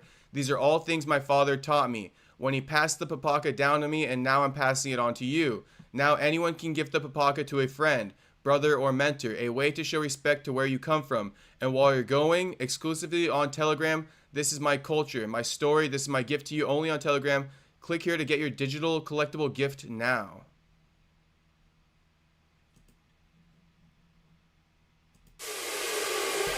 In Dagestan, this hat means something. It's called a papacha. It shows where you come from. It's about respect, discipline, the things my father teach me.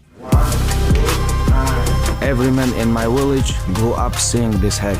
It reminds us that strengths come from tradition, not just power. My father wore it before me. One day my students will follow what I learned. Yes. You see? You understand? Now anyone can gift it. Pass on a gift to a friend, brother, a mentor, a way to show respect, wherever you are on Telegram. This is my story. This is my culture. This is my digital gift on Telegram. Digital collectibles on the Ton blockchain. Pass it on. This is insane how he does mention his dead father to sell this crypto bullshit. Khabib, you're like 5 years too late with this scam. Yeah, you know, they want you to buy these. Keep race out, keep skills in. Yes, 100%. They want you to buy this, and then, you know, you're supposed to like hold on to it, and then it's gonna like double, triple, and quadruple in value. But what they're not telling you is, however, as soon as a bunch of people buy this shit, they're gonna pull the fucking rug, sell all the crypto, and then you're gonna be left with nothing. That's what happens with these guys. Once people buy it, they just sell it all off, and then the fucking price of everything just drops, and it, like, you know, 6 months from now, it's completely out of existence. Like, completely. But he's been getting a lot of shit for this. And, to be honest, like, I guess anybody who tells you, I guess to make it simple, right? If there's any athlete who's using their name or, you know, likeness to get you to buy crypto associated with them, you're fucked. Don't do it. What up, Jew? What up, Jew? Shout out the homie Jew. Scammer and pro MMA coach and former champion. Yeah, Khabib really does it all, I guess. Khabib really does it all. But this is bullshit. This is bullshit. Sean O'Malley also did something. People forget, man. Sean O'Malley had a crypto scam rug pull too. Sugar Sean. Sugar Squad. You guys know the Sugar Squad? Should I look it up? Sugar Squad NFT.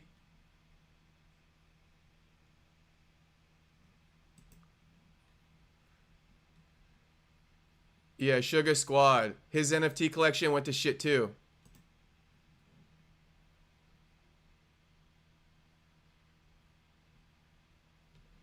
Khabib, the pump and dump Nurmagomedov. Shout out Miata boy. Khabib about to pump and dump, bro. About to rug pull. Don't buy that shit. But we got more fucking bookmarks on it, so I don't know. I've just been seeing a lot of people like on my explore page like roasting him for it, so there's more. See, Ilanov, you're using your dead father to make money is kind of crazy. It is kind of crazy.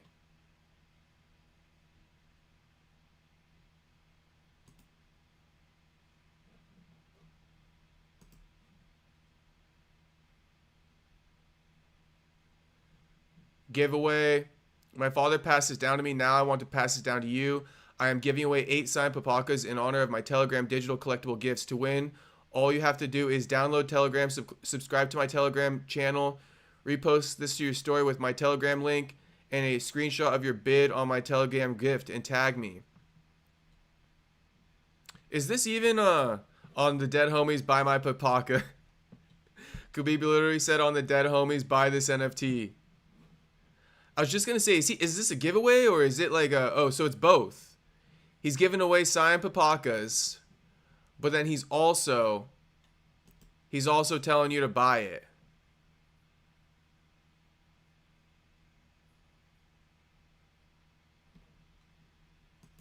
Should we look at it?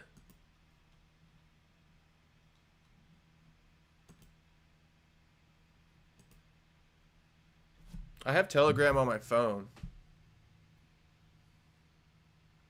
Give me a second. Let me look at it. I'll click on the link from my phone.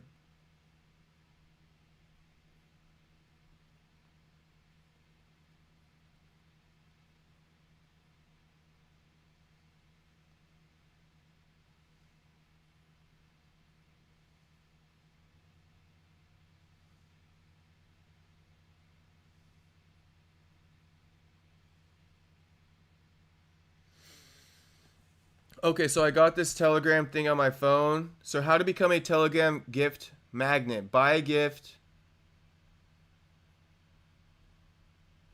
Oh, I don't even know what this shit is. I'm gonna click on the link one more time and see.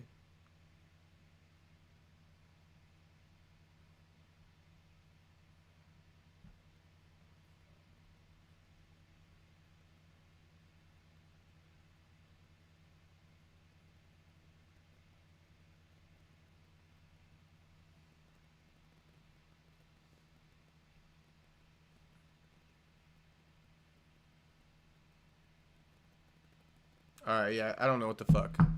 Alright, let me read some chats. To be objective, he said gift, so making a profit is not implied or expected. Okay. No, that's why I was looking into it, because I'm not sure. It doesn't seem like, I mean, everybody's saying crypto, right? You see? You understand? My father passed this down to me. Now I pass it to them. Even online, we can share what matters. Telegram digital collectibles, pass it on. So it is. It is. They're digital collectibles. He's selling digital collectibles. He is.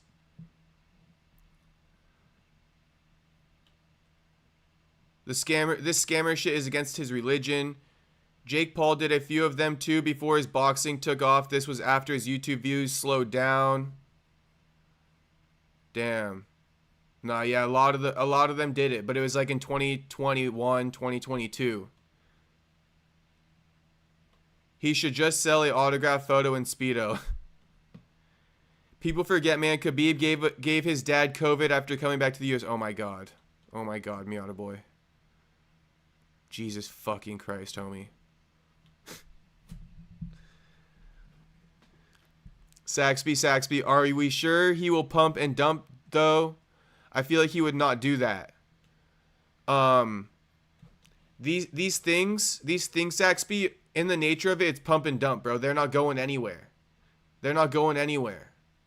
They're just trying to exploit his followers. It's not like it's something that's going to take off. So however many few hundred followers, right, it's never going to be enough to make this thing take off into an actual business. That's why, yes, they are pump and dumps. They are pump and dumps. Because, you know what I mean? They do this post, the price skyrockets because all Khabib's followers buy it. And the more days that go by after that, the price is just going to go down. So what do? They sell it all off.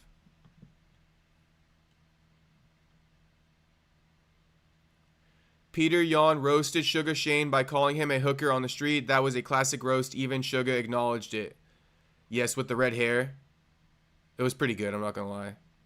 Yes, he's done it 4 times since 2023. I'm assuming Miata Boy's saying this isn't Khabib's first pump and dump. Is that what you're saying? I think I saw Sugar on the corner of South 9th and Broadway today. Khabib is desperate for money. UFC return incoming. I guess. Mark Hatch, that's a good read.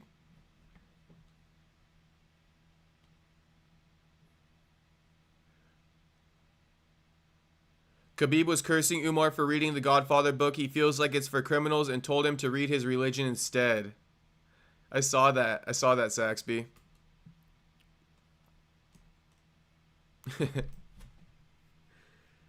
Maybe Umar's trying to, you know, learn something another way. Nothing wrong with reading about the Godfather.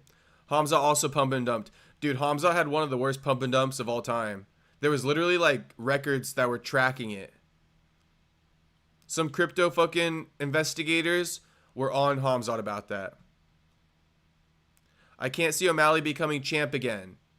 Unfortunately, Louis, we'll see, but I'll let you know my thoughts on O'Malley becoming champ again after his next fight. I want to see how he does against a guy like Corey Sandhagen. Saxby, I don't know about crypto, but this goes against everything he believes and says. Yeah, right? Kind of crazy. Kind of crazy. Because crypto's kind of like a form of gambling, you know what I mean? In a way. The Argentinian president also pump and dumped while in office. Damn. These boys be pumping and dumping, bro. Why can't they just make good money? Why? My biggest question is, why can't you go make money elsewhere, bro? Why are you even taking the people up on their offers to do this shit? Like, go get your bag somewhere else, bro. You really got to do this shit? Like, you don't got a real good business or something, Khabib? This is the way you're trying to get a quick buck? Like, if you had good income coming in, I doubt you would want to even take this offer. You'd be like, no, I got a good, successful business generating, you know, hundreds of thousands, millions of dollars a year. There's no excuse why Khabib shouldn't have a business generating that amount of income. You know what I mean? There's no excuse. Unless he's just terrible at managing his money.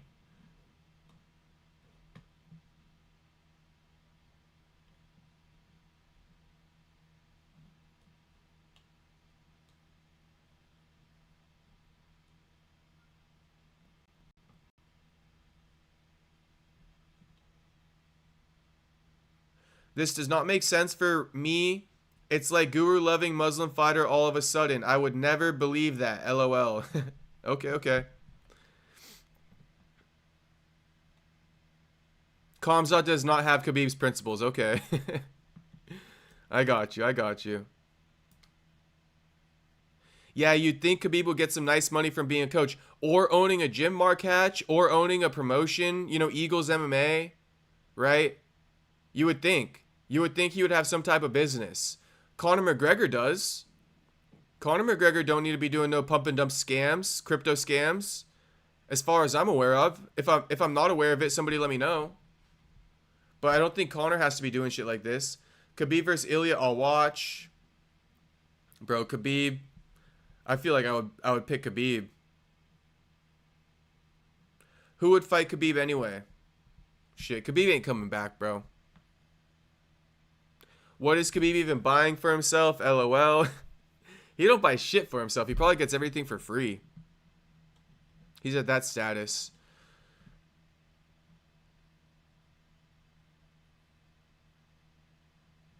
Is the crypto company same one, Khamzat and Khabib? Probably different. Probably different. Khamzat lived in Sweden and did everything we normal people, so partying with Darren Till. Yeah. Khamzat got exposed. Khamzat got exposed to the Western world, if you will. I don't know if Sweden is in the West, but you get what I'm trying to say. Any country that's not Muslim may corrupt you. And it seems like Saxby saying Khamzat got corrupted in Sweden. Was Khabib wealthy before he had to flee Russia? I think he fled Russia because of taxes, right? Tax evasion, Louis? I think it was because of tax evasion. So, I mean, maybe he had money, but he owed a lot in back taxes.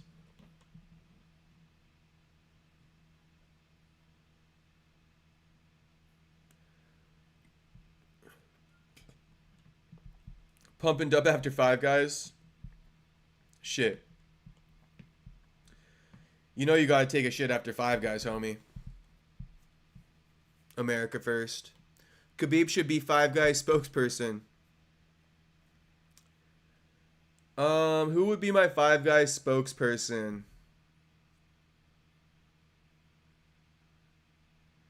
He should be, because Khabib really likes burgers. After a win, Khabib likes to enjoy a nice burger. I get it, I'm broken. I get it. Yeah, Khabib should be the Five Guys spokesperson. Khabib says after his wins, he loves to get a burger. Conor make money on gambling and alcohol. That where the real money is. Khabib can't. Yeah, Khabib can't. Khabib can't. I feel like Conor made most of his money with the... What are his businesses again? The Jameson. Then he's got the bar, right? The bar. He also was promoting like some type of title sport, like spray on, what's it called? Menthol type of thing. Like a spray on icy hot. He was promoting that. I think he was part owner in that. He owns BKFC. Do you guys see the difference though? Do you see the difference? That's what I'm saying. Khabib isn't a good businessman. Because look at all the stuff Conor has his hands in that are legit businesses. Right? Legit businesses. BKFC part owner. Title Sport part owner. Owns a fucking bar. Right? Created a whiskey company. Sold it. Proper 12. So those are real businesses. Real businesses. Khabib doesn't own a single real business. That's kind of crazy. Khamzat got kicked out of Sweden and he lives in the United Arab Emirates. Why did he get kicked out of Sweden? What do you do there? Mark Hatch, Khabib could still create some energy drink, but he doesn't seem like a smart businessman. Clearly not. Clearly not. I just laid out how Conor's an actual businessman, and Khabib doesn't sound anything like that. Conor reportedly made 350 mil from his whiskey brand, Miata Boy. Yeah, bro. Yeah, exactly. 350 fucking mil. And we got Khabib over here trying to get people to first download Telegram. You lost 90% of people at that. Nobody's downloading fucking Telegram. And you got Khabib trying to fucking pump and dump them. Meanwhile, Conor made 350 mil selling Proper 12. Then proceeded to buy fucking BKFC. Then proceeded to buy fucking several other businesses. Then proceeded to buy a fucking bar and run that shit. That's not even to mention Conor's real estate portfolio. If you guys don't think Conor got a real estate portfolio, and a stock portfolio, you boys are fucking tripping. Conor got all that shit, bro. All that shit. The Mac Life. The Mac Life is another business. Conor got legit businesses, boys. Legit fucking businesses. I'm just laying them out there for you because I want you guys to know that like those are legit businesses that actually make money and profit money. Anything Khabib does, it's more so spending than generating money. Everything Khabib does is mostly spending money. Because all he does is train and coach fighters. That's just spending money. You're not making shit. Yeah, Conor is great at business. Mark Hatch. Saxby, Islam has never scammed anyone, so I don't get how Khabib is doing this. Well, Islam is fighting, making money, Saxby. Maybe that's why. And Khabib isn't fighting. He's not making money. He got to do it. But Saxby's world is turned upside down right now with Khabib doing a fucking crypto scam. I feel you, homie. I feel you. I feel you. Oh, Gargoyle says his business visa expired, then had to return. Okay, so it's not like he got kicked out of Sweden for committing crimes or something. Why did he flee to the United Arab Emirates and not Chechnya? Anyone know that? Help me out. Help me out there. Why is Khamzat electing to stay in United Arab Emirates and not Chechnya? In fact, I thought he was in Chechnya.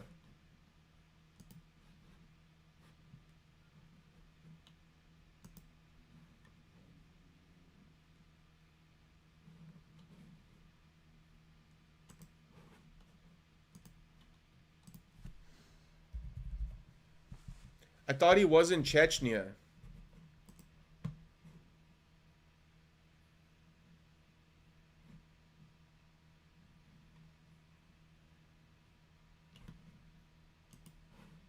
I thought he was in Chechnya because he was posting all this stuff.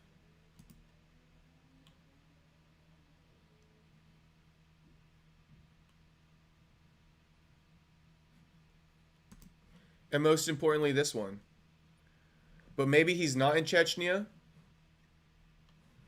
But I just assumed this was at a gym in Chechnya.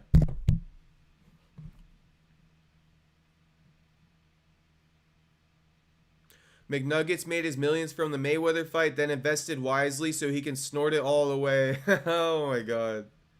Alright, I got you, America. I got you. Hey, but America, Conor been saved. Conor been saved. Khabib can't even take a loan from a bank because of interest. Yeah, and because he fucking owes too much in back taxes, Saxby. Khabib owes way too much in back taxes to even qualify to get a loan.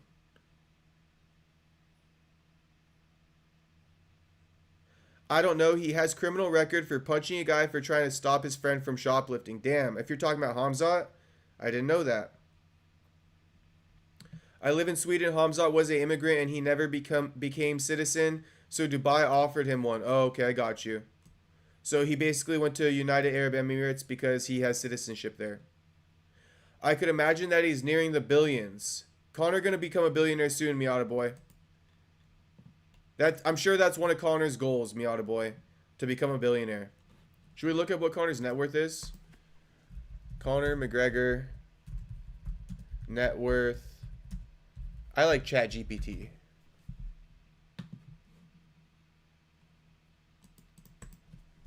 My bad. You gotta go ChatGPT first.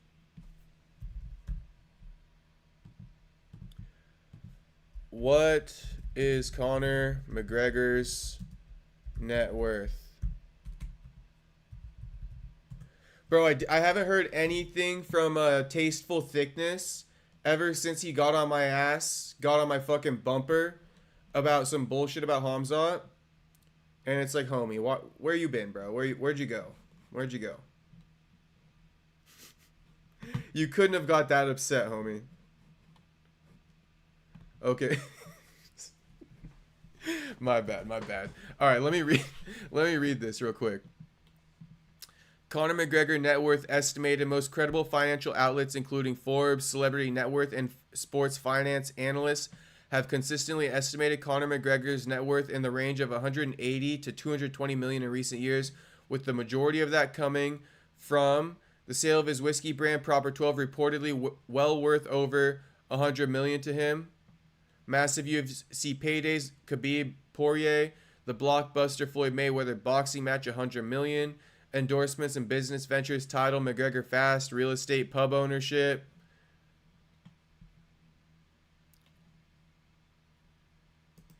Yes. Search the web.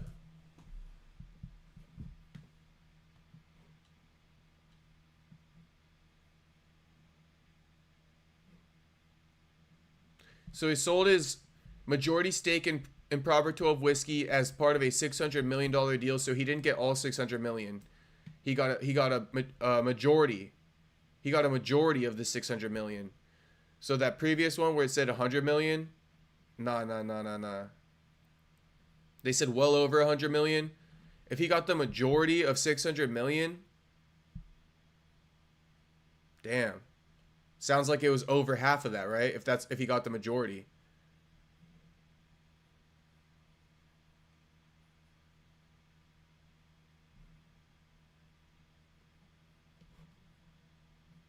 Hang on.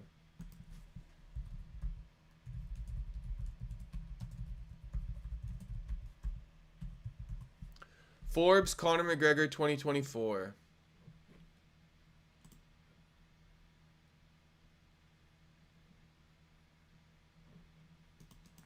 Wait. Conor McGregor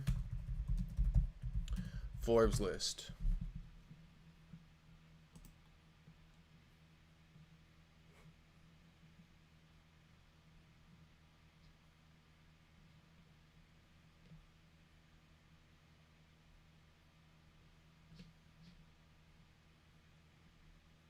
2021.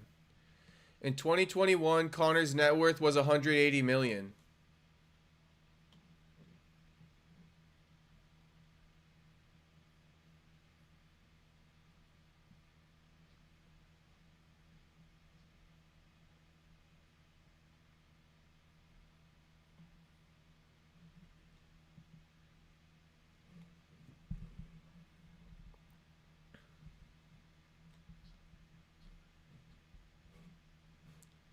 Anyway, Conor worth a lot of money, boys. Conor worth a lot of money. I think Sweden would not give Khamzat citizenship because of criminal record. Khabib stayed too long in Russia. LOL, he thought Putin was his friend. I wish I knew more about these politics, bro. I wish I knew more about it. Sometimes I feel like I'm on a fucking island. Not understanding the shit, but it's all good. Like, I'm curious, what does Khabib staying in Russia for too long have to do with him thinking Putin was his friend and shit like that? Like, I don't even know. Mark Hatch, help me out. I'd love to understand. Technically, it's a crime if he overstayed. I'm against the whole criminal record, cannot travel thing. If it's old or non-violent, especially. You know what? Unbroken. I like that. I like that. Just depends on the crime, I guess. Saxby, I guess no man is perfect. Hey, not even Khabib, homie. Not even Khabib. I hate to burst your bubble. Louis, I thought he just visits family there. Maybe I'm wrong, but he was living in the UAE. Okay. Okay. I think I heard some things about him living in the UAE too. The fact that Canada can prevent from visiting because you have a 10-year-old traffic violation is crazy. Everyone young and dumb once. Yeah, that's facts. That's facts. But Canada fucking whack anyway. Unbroken. Canada whack as hell. Saxby, I live in Sweden. The government never gave him a citizenship. He was a new immigrant, so Dubai. Oh, I already read that. Miata boy, they wouldn't let Khamzat in the country at one point because his ties to Chechnya dictator is classified as a terrorist. Hey. I don't know how true that is, Miata boy, but I do know. You know what I mean? Ramazan Kadyrov is a controversial leader or dictator of Chechnya. And, you know, obviously Khamzat got a really close relationship with him, so I could see what you're saying. I could see what you're saying. Do I know if it's true? I don't. Khamzat lives in UAE and goes back to visit Russia. Okay, I understand. I got you. It's hard to get dual citizenship and be an immigrant and work in USA same time. Must choose one or spend years. Unbroken, because the newest Epstein Island is in UAE. I know. I noticed you guys were all saying that in the chat. Why? Can someone explain that to me? What's up with UAE? What's up with UAE? What are they doing bad? I saw you guys mentioning that earlier. If anyone wants to drop that in there. After Khamzat became a citizen in UAE, they could let him into America. They couldn't. Wait. After Habib? Oh my god. After Khamzat became a citizen in UAE, they could let him into America. He could not without a citizenship. Also, Trump helped. Okay. So the only reason why Khamzat was eventually able to get into the U.S., according to Saxby, is because he eventually became a citizen of the UAE.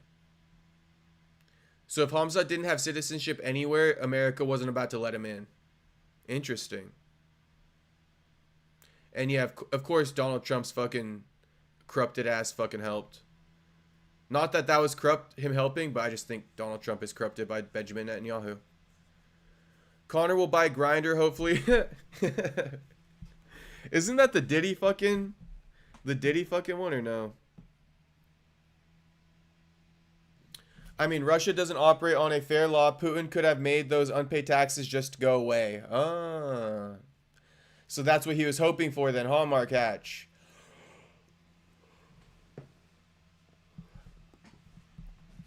Khabib was hoping his taxes would have been fucking forgiven. That's crazy work. Khabib better be careful in the U.S., bro. He not gonna get away with it here. Anyone know where Khabib lives now? Khabib probably lives in UAE too now, huh? Khabib may have thought the Russian government would not come after him personally because he knew Putin. Okay. Or no. Khabib may have thought the Russian government would not come after him because he knew Putin personally. I got you, Louis. Shout out you boys for the explanation. That's how I'm getting educated. In 2024, Russian authorities seized Nurmagomedov's bank accounts, accusing him of failing to pay his taxes properly. His Machkala-based gym also came under scrutiny for alleged ties to terrorism. Mark Hatch, thank you for dropping that in here. Thank you. That stuff is true. That stuff is true. I heard that Khamzat's wife is a relative of the leader of Chechnya. Oh. So Khamzat's wife is related to Ramzan Kadyrov, Louis? Louis think it was ex-boyfriend.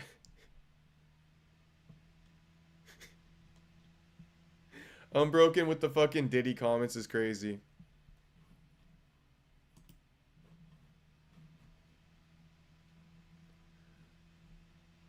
But shout out to everybody watching. I see you guys just tuning into the fucking Q&A right now, so shout out to you guys. If you guys are new watching the stream, like the video, subscribe if you're not already subscribed, and you also got a lot to check out. The beginning 2 hours of this stream was amazing. Beginning 2 hours of the stream was amazing. I personally can't wait to go back and rewatch it myself. I personally can't wait to go back and rewatch the first 2 hours of the stream myself. So shout out to everybody in here right now. We're just chopping it up. The stream's, you know, we covered all the topics, so we're just chopping it up. You know, I did want to react to one other thing, though. Fuck it. Even though it's fucking 1 a.m. and you boys had me up so late last night. Oh, there's this clavicular guy. You guys were talking about him yesterday. Now I know about this whole look maxing thing you guys are talking about. With that whole clavicular guy breaking his fucking cheekbone. That's crazy.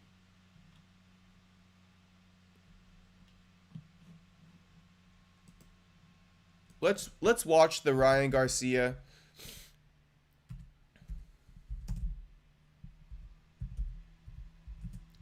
interview.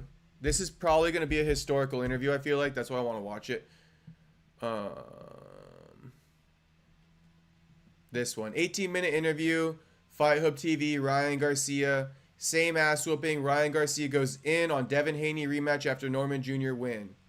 Oh, please don't tell me it's Spaces, bro.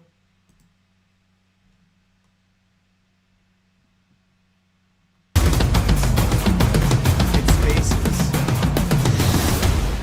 And first of all, welcome back to the show, the Ryan Garcia show, where we will be doing this maybe once a week. Who knows? Maybe so. But I'm going to have my reaction first. Then I'm going to bring on one person to give, you know, their reaction and obviously some questions. I'm going to try to add a co-host, but honestly, I don't know anybody that knows how to do it well or is willing to do it well. Raise your hand if you're a good co-host or if you've done it before. And I'm going to tell right away if you are. Let's see. We're only going to listen to Ryan's reaction. I'm not going to listen to it like him inviting people in, so this will be a shorter video than I expected. All right, let's see. I'm going to go with this guy because he seems... But because this isn't what I expected, I guess we can react to the rest of the clips from the Nate Diaz Neon stream yesterday. And then we can end the stream. Why not, right? Should I? All right, whatever. Yeah, what's up? Yeah, so, I'm going to give my reaction first to the fight. Devin Haney, you know, that didn't surprise me at all. I knew that, you know, it was going to take him a fight to kind of rebound. Wait, Ryan, do I get to speak after this, yeah? Yeah, of course. Yeah. Cool. Yeah, you're the co-host, though. basically, I kind of felt, he was going to take a fight to rebound after that year of punishment. And, I mean, even for myself, it was a crazy year. So I kind of knew he was going to rebound after Ramirez. And he showed me that, what he usually is, a fast puncher, tricky shot selection, and ultimately knows how to stay out of range. The thing is, he got his confidence once he dropped Norman. Once he dropped Norman, it became like Norman lost all confidence and didn't know how to gain it back at all. And Devin Haney kind of just was able to have his way, and there was never any real threat after that. Norman looked like what I thought he was gonna look like, inexperienced in the ring. And a lot of people say, "Well, but he looked good. He had a knockout." Like everybody just in boxing, you're only, I guess, as good as your last fight. You don't really look at the overall picture of the landscape of the sport and the psyche of a person. So for me, I kind of knew it was gonna be too much for Norman, and it definitely showed. And we found out, But no shot at Norman. He's pretty good. Just to me, he was inexperienced. You gotta, with Devin, you gotta want to hurt that dude. You can't just let him have his way. Every shot, you gotta make him feel it and be like, oh dang, I don't want to get hit with that, because Devin will fight scared. As you've seen, when he backs up, he still flinched and didn't really know what he was doing. The Normans kind of let them have his way, but in order to hurt that man, you need to make him feel it. In order to put him in bad positions, you got to make him feel it. If you don't, he's gonna be able to jab and do his thing. Another thing, Norman stood right in front of him the whole night. What are you doing standing in front of Devin Haney? He's going to find a shot sooner or later. It's just bad game plan from Norman. Norman just showed me he's not a thinker, and that's just what it is. But you can respond now. Got you. Good little breakdown from Ryan. I like the breakdown from Ryan. And anytime, any day, Ryan Garcia versus Devin Haney 2, I'm here for it. Anytime, anywhere, I don't care. I want that fight. Mark Hatch, I thought Haney would beat Garcia, not gonna lie. It's crazy, Mark Hatch. I know, I've been wrong a bunch of times in the past, so, this ain't no flex, because I've been wrong in the past. But, I was picking Garcia to win that shit. I was defending Garcia so heavily. Honestly, I feel like I was picking Garcia just because of how everybody was saying Haney's gonna blow him out of the water and shit. I was like, bro, you guys are disrespecting the fuck out of Ryan. Disrespecting the fuck out of Ryan.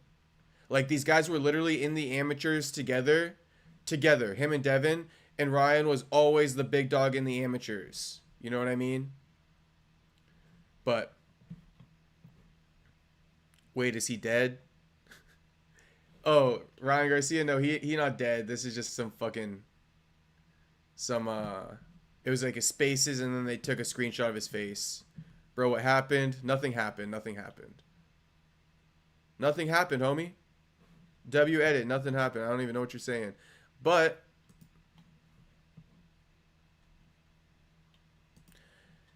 what's his name? Miata Boy said Ghazi Murdev Kagirov is the fighter that did the attack, I think, in France. Fact check that, though. I got you, Miata Boy. Give me a second. It is. You're correct. You're correct.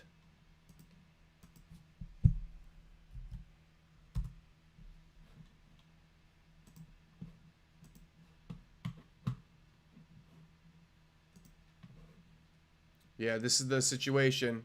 This guy was also linked to Khabib's team, and after this terrorist attack, Khabib's gym got raided. It's all true.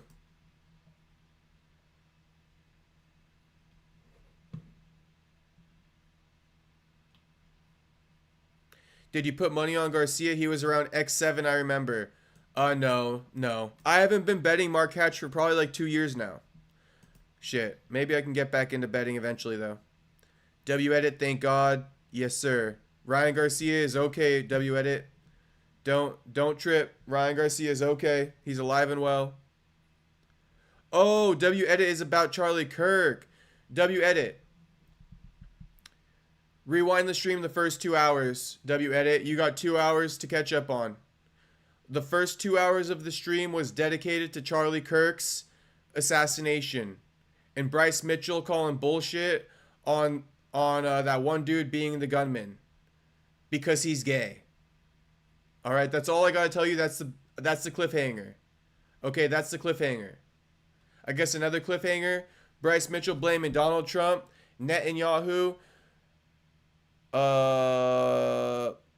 Cash Patel, and Charlie Kirk's wife.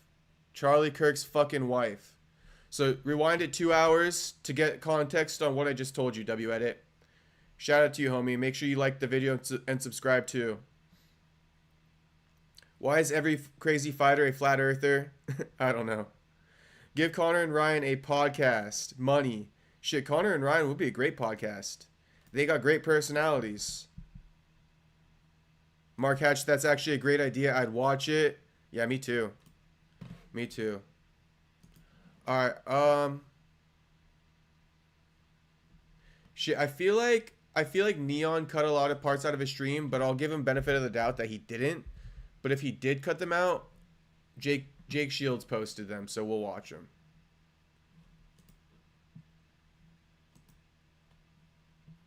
I have a feeling though, Neon is stand up, Neon. Stand. I have a feeling Neon is not going to be doing these streams anymore. He got punked so hard by Nate Diaz's team. Like he got punked extremely bad.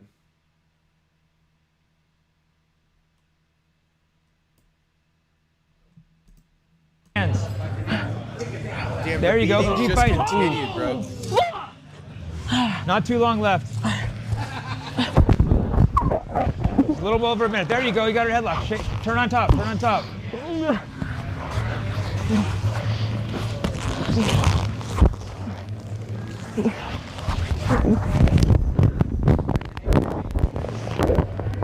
Oh my god, bro. Less than a minute, Neon. Stay tough. Come. At least he didn't tap. We're not going to watch the shame ritual by Neon.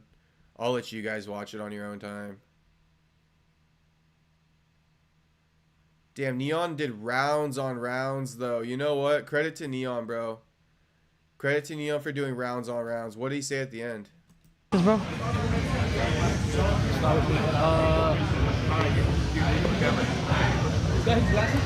Neon Live. I don't got the glasses. I'm sorry, Nate.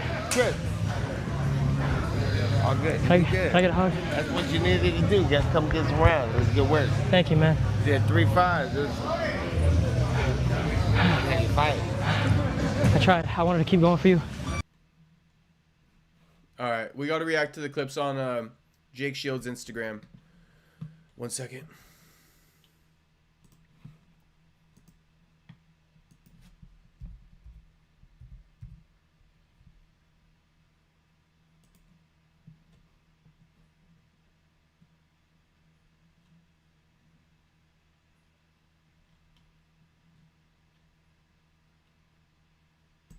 I'll call hospital. Just get in the car. Hey, stop. I'm sorry. I'm sorry. I'm sorry.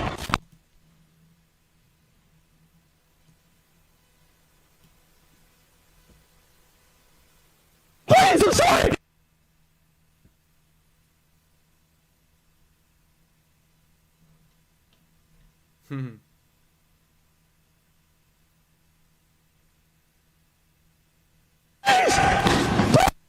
I'll call hospital. Just get in the car.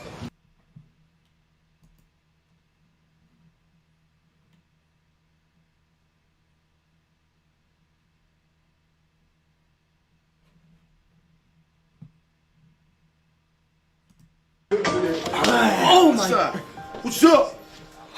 Sorry, I was thinking about fights. It's fight time. Sorry about that. You gotta go watch. Oh my God. What's up? Sorry, I was thinking about fights. It's fight time. Sorry about that.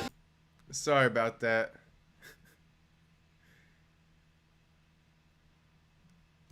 You seen with Sora 2, the new...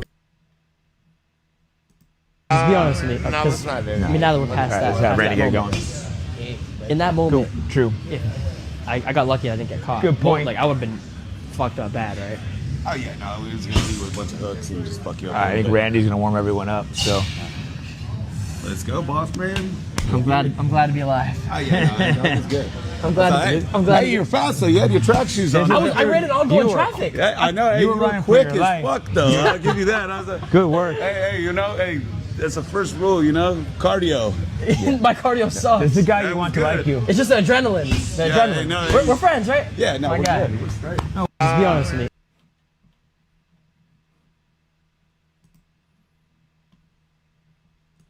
This is the video. Oh! When you do get knocked out, are you going to retire? Who said that? So I know who you are. Need your little ass whooped.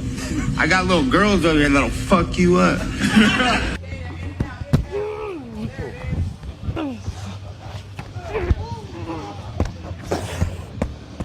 Jab, Neon. Neon, hard jab. Neon, hard jab, hard jab. Deliver. Don't turn. Don't turn, Neon. Fight. Grab her, grab her, grab her. Neon, hit her, Neon. Neon. So yeah, Neon got his ass whooped. I got a couple more to show you.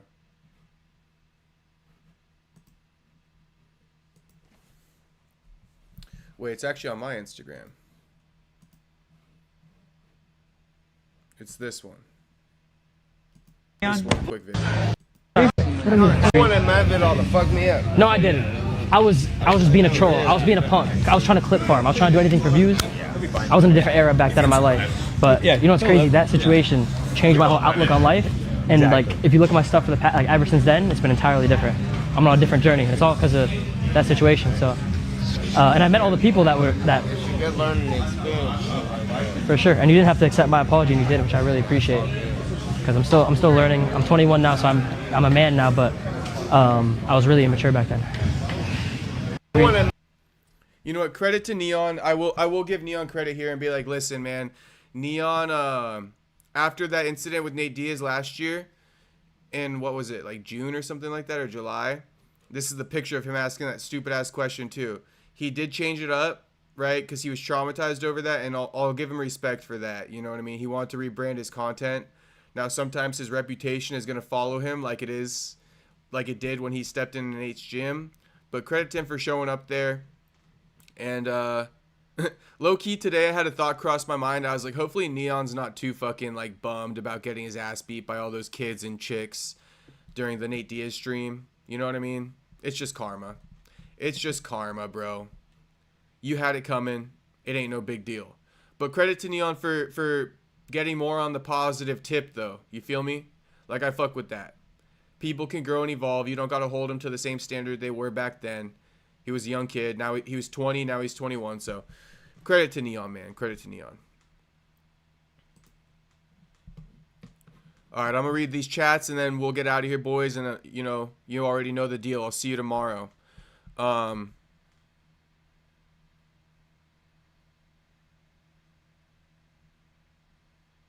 Unbroken, I should start my own podcast management company.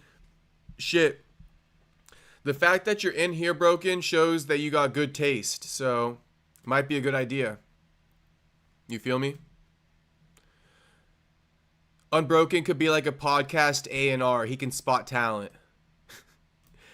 Louis says the government is going to do everything to keep Tyler's trial quiet. Oh boy, another fucking situation I have no clue about. What's Tyler's trial? What the fuck is Tyler's trial?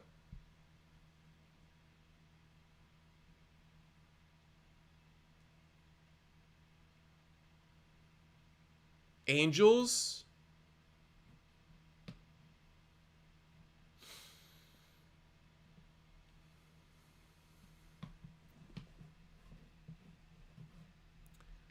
As the family of Tyler Skaggs prepares to wrap up its case, its final witness before the holiday break argued that Eric K. should have been fired by the Los Angeles Angels long before the pitcher's death. Ramona Powell, an expert in human resources, testified on Friday that Angel should have fired K., the ex-communications director, years before he gave the fentanyl-laced pill that killed pitcher Tyler Skaggs, and that the team continually failed to follow its own policies in addressing K's behavior. What the fuck? I never heard of this. Asked if she had ever seen a case like this in her decade-long HR career, Powell said no.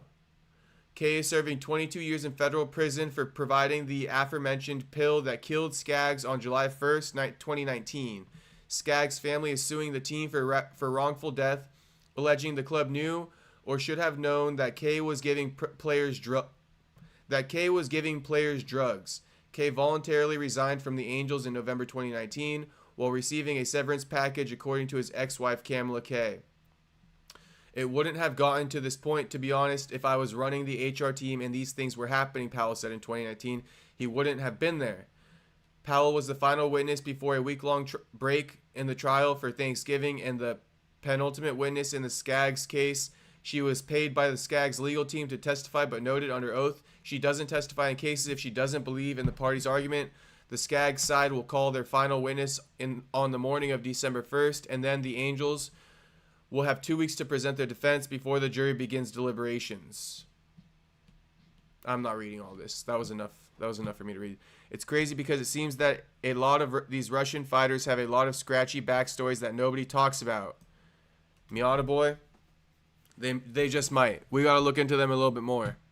The problem is like we're like Americans, so it's hard to like get info on them if they did their crimes in fucking Russia, you know? We need like a Russian spy, homie. He should just refuse to wrestle this lady. Yes, he should have. But you can't turn down the fade. You can't turn down the fade. Oh, by the way, boys, go tap into this video. Jacob Castro versus Patty haters. When the stream is over, if you guys haven't seen it, go tap into the 2-hour fucking live stream or the 2-hour fucking segment I clipped off from the live stream.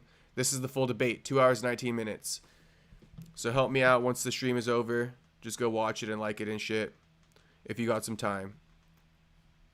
Nate Diaz has such a dorky voice. Dylan, I'm used to it because I've been in MMA for so long, but like, I know what you mean, bro. If I wasn't in MMA and I just came across Nate Diaz, I'd be like, why does he talk like that? Jake got bald, that shit. I feel like Juice saying Jake gotta go bald. Jake gotta bald, that shit, not gonna lie though. Shout out to Jew. Unbroken, every trial that uses taxpayers' money should be public domain by default. That neon video gives Kron Gracie shame ritual vibes. Yes, it does. Shame ritual for sure, Miata boy. It should be, yeah, but this trial is going to be a stealth trial. I just hope Tyler tries to defend himself and doesn't go without a fight. So if there's more to it, maybe it will get out. Was I reading the wrong fucking thing? I got a axe for Virgin Voyagers. Is YouTube giving, or a ad for Virgin Voyages? Is YouTube giving me a hint? Damn, I'm broken. Did you have a conversation about some Diddy shit today? What's going on, homie? Your phone probably listening to you. The Kirk assassination.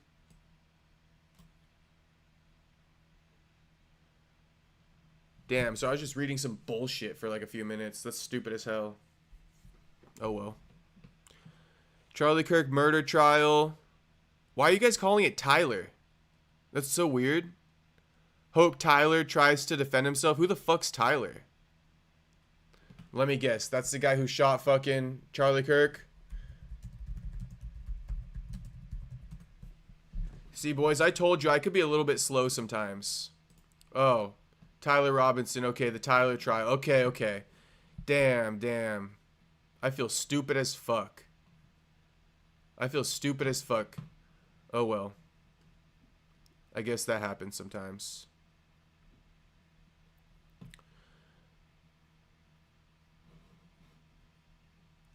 Hey, Castro, I heard that A24 is making a movie about Mark Kerr's younger brother, Nick Kerr, who's also an MMA fighter. Hell yeah, Dylan.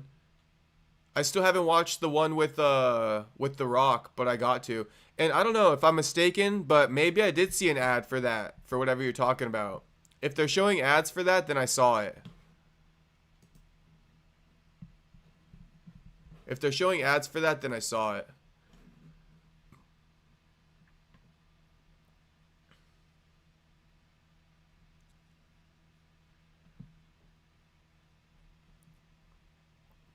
YouTube is weird. Some videos in lives I can play in the background, while others I can't. My settings is for playing background.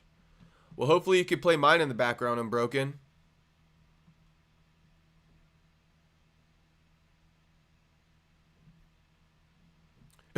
Jew says there is no Nick Kerr.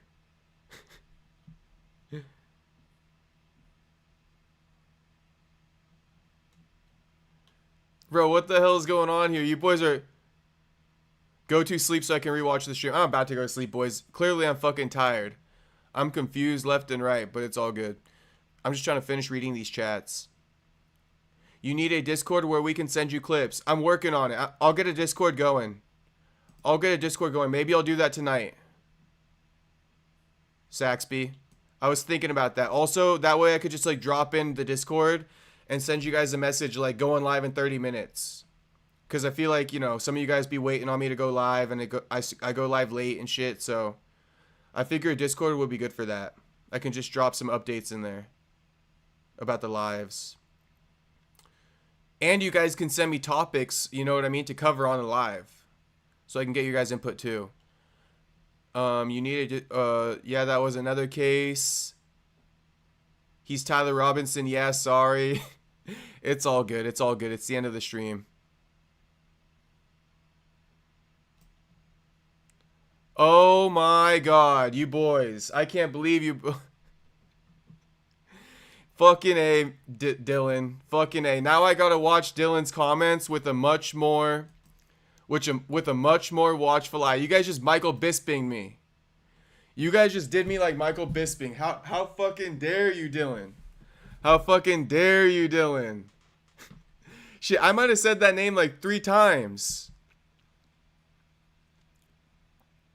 How fucking dare you, Dylan? But it's all good. It's part of the fucking game. It's part of the fucking game. If your chat don't fucking set you up like that, do you really have a chat? Do you really have a chat if your chat don't set you up like that? Go to I can't believe fucking Dylan. And I even tried to give Dylan like a legit fucking response to it. God damn you, Dylan. Clipped. God damn you guys. It is what it is. I'm like, you guys did me like fucking Drew Dober and like fucking Michael Bisping. Most of Kerr's life in MMA is filmed in real life. Don't have to watch the movie. Shout out Louis. Shout out Jew too. Shout out Jew for fucking letting me know what's going on. Shout out Jew. Fucking A. Jew came in the chat today just to make sure I knew what was going on. Who the heck is Unbroken? Unbroken, you still don't get it. Maybe say it 5 times fast or something. You'll get it eventually. They are in the works right now for a biopic about Lou Sassoul. Oh my god, I can't believe you, Tom Barry. I can't believe... Boys, I'm gonna stop reading these motherfucking chats. Just chill. Oh my god. Anytime there's a name, I'm gonna start being more careful. Make me a my great mind thinks alike. Oh, a mod, great mind thinks alike.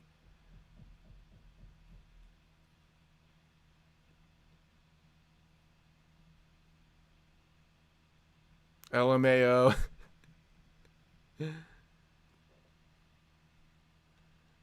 All right. I watched the movie in theaters. Shout out to Dylan. Shout out to Dylan. Shout out to Dylan. All right. That was good. I'll give you your credit where it's due, Dylan. I'll give you your credit where it's due. All right, boys. That's the fucking stream, though. That's the fucking stream. You guys got your fucking... Reminds me of high school newspaper editor.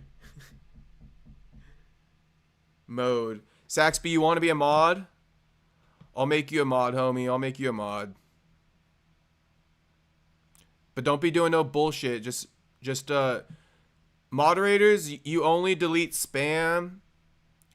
And you only, if somebody obviously Dylan's joking around, so you don't have to be deleting Dylan's comments and shit like that. But if somebody's in here saying some really foul shit, you know what I mean? You can delete their comments. That can be your role as mod, Saxby.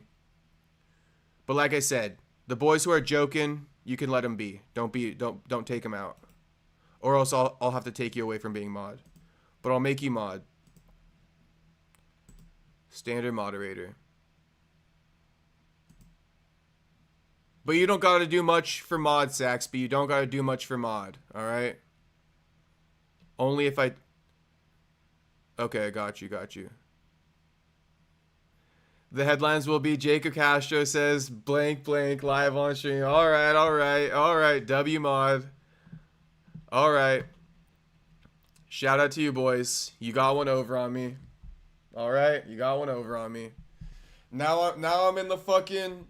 Now I'm in the same boat as Drew Dober and Michael Bisping. Mods should ban Armon fans. Yes. Feel free to get rid of the fucking Armon apologists. I'm playing. You guys won the debate. I lost the fucking debate as far as the majority vote goes. You guys want Armon to fight Ilya next for reasons I do not understand. Unbroken, yes, Tyler, like Erica Kirk, 13-year-old music video with Erica standing under the numbers 910 while thanking Tyler in the comments section. Alright, guys. I'll see you guys tomorrow. Peace out, everybody. Thanks for keeping me in the stream late night as always. It's greatly appreciated. Peace out, everybody. If you're not subscribed, subscribe. If you didn't like the video, like the video. And if you didn't watch the first 2 hours of the video, that is the best part. That is the best fucking part. Yesterday, like Miata Boy says, yesterday I was defending Patty's spot as #1 contender, and today I was solving the world's problems, boys. So go watch the first 2 hours of the stream. And also, just gotta plug it, go watch, okay? Go watch this video right...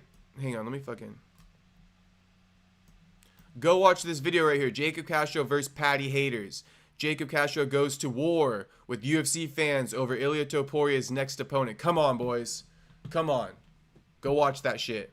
I'll see you guys tomorrow. I want to help out more in Discord. Send some great clips and get rid things you tell us you can't show on YouTube. Okay, Saxby, I got you. I'm going to create a Discord. Now that I got some people for the Discord. Probably by tomorrow, I'll have it poppin'. I'll let you guys know about it tomorrow. Alright, boys. Peace out. Thanks for watching once again.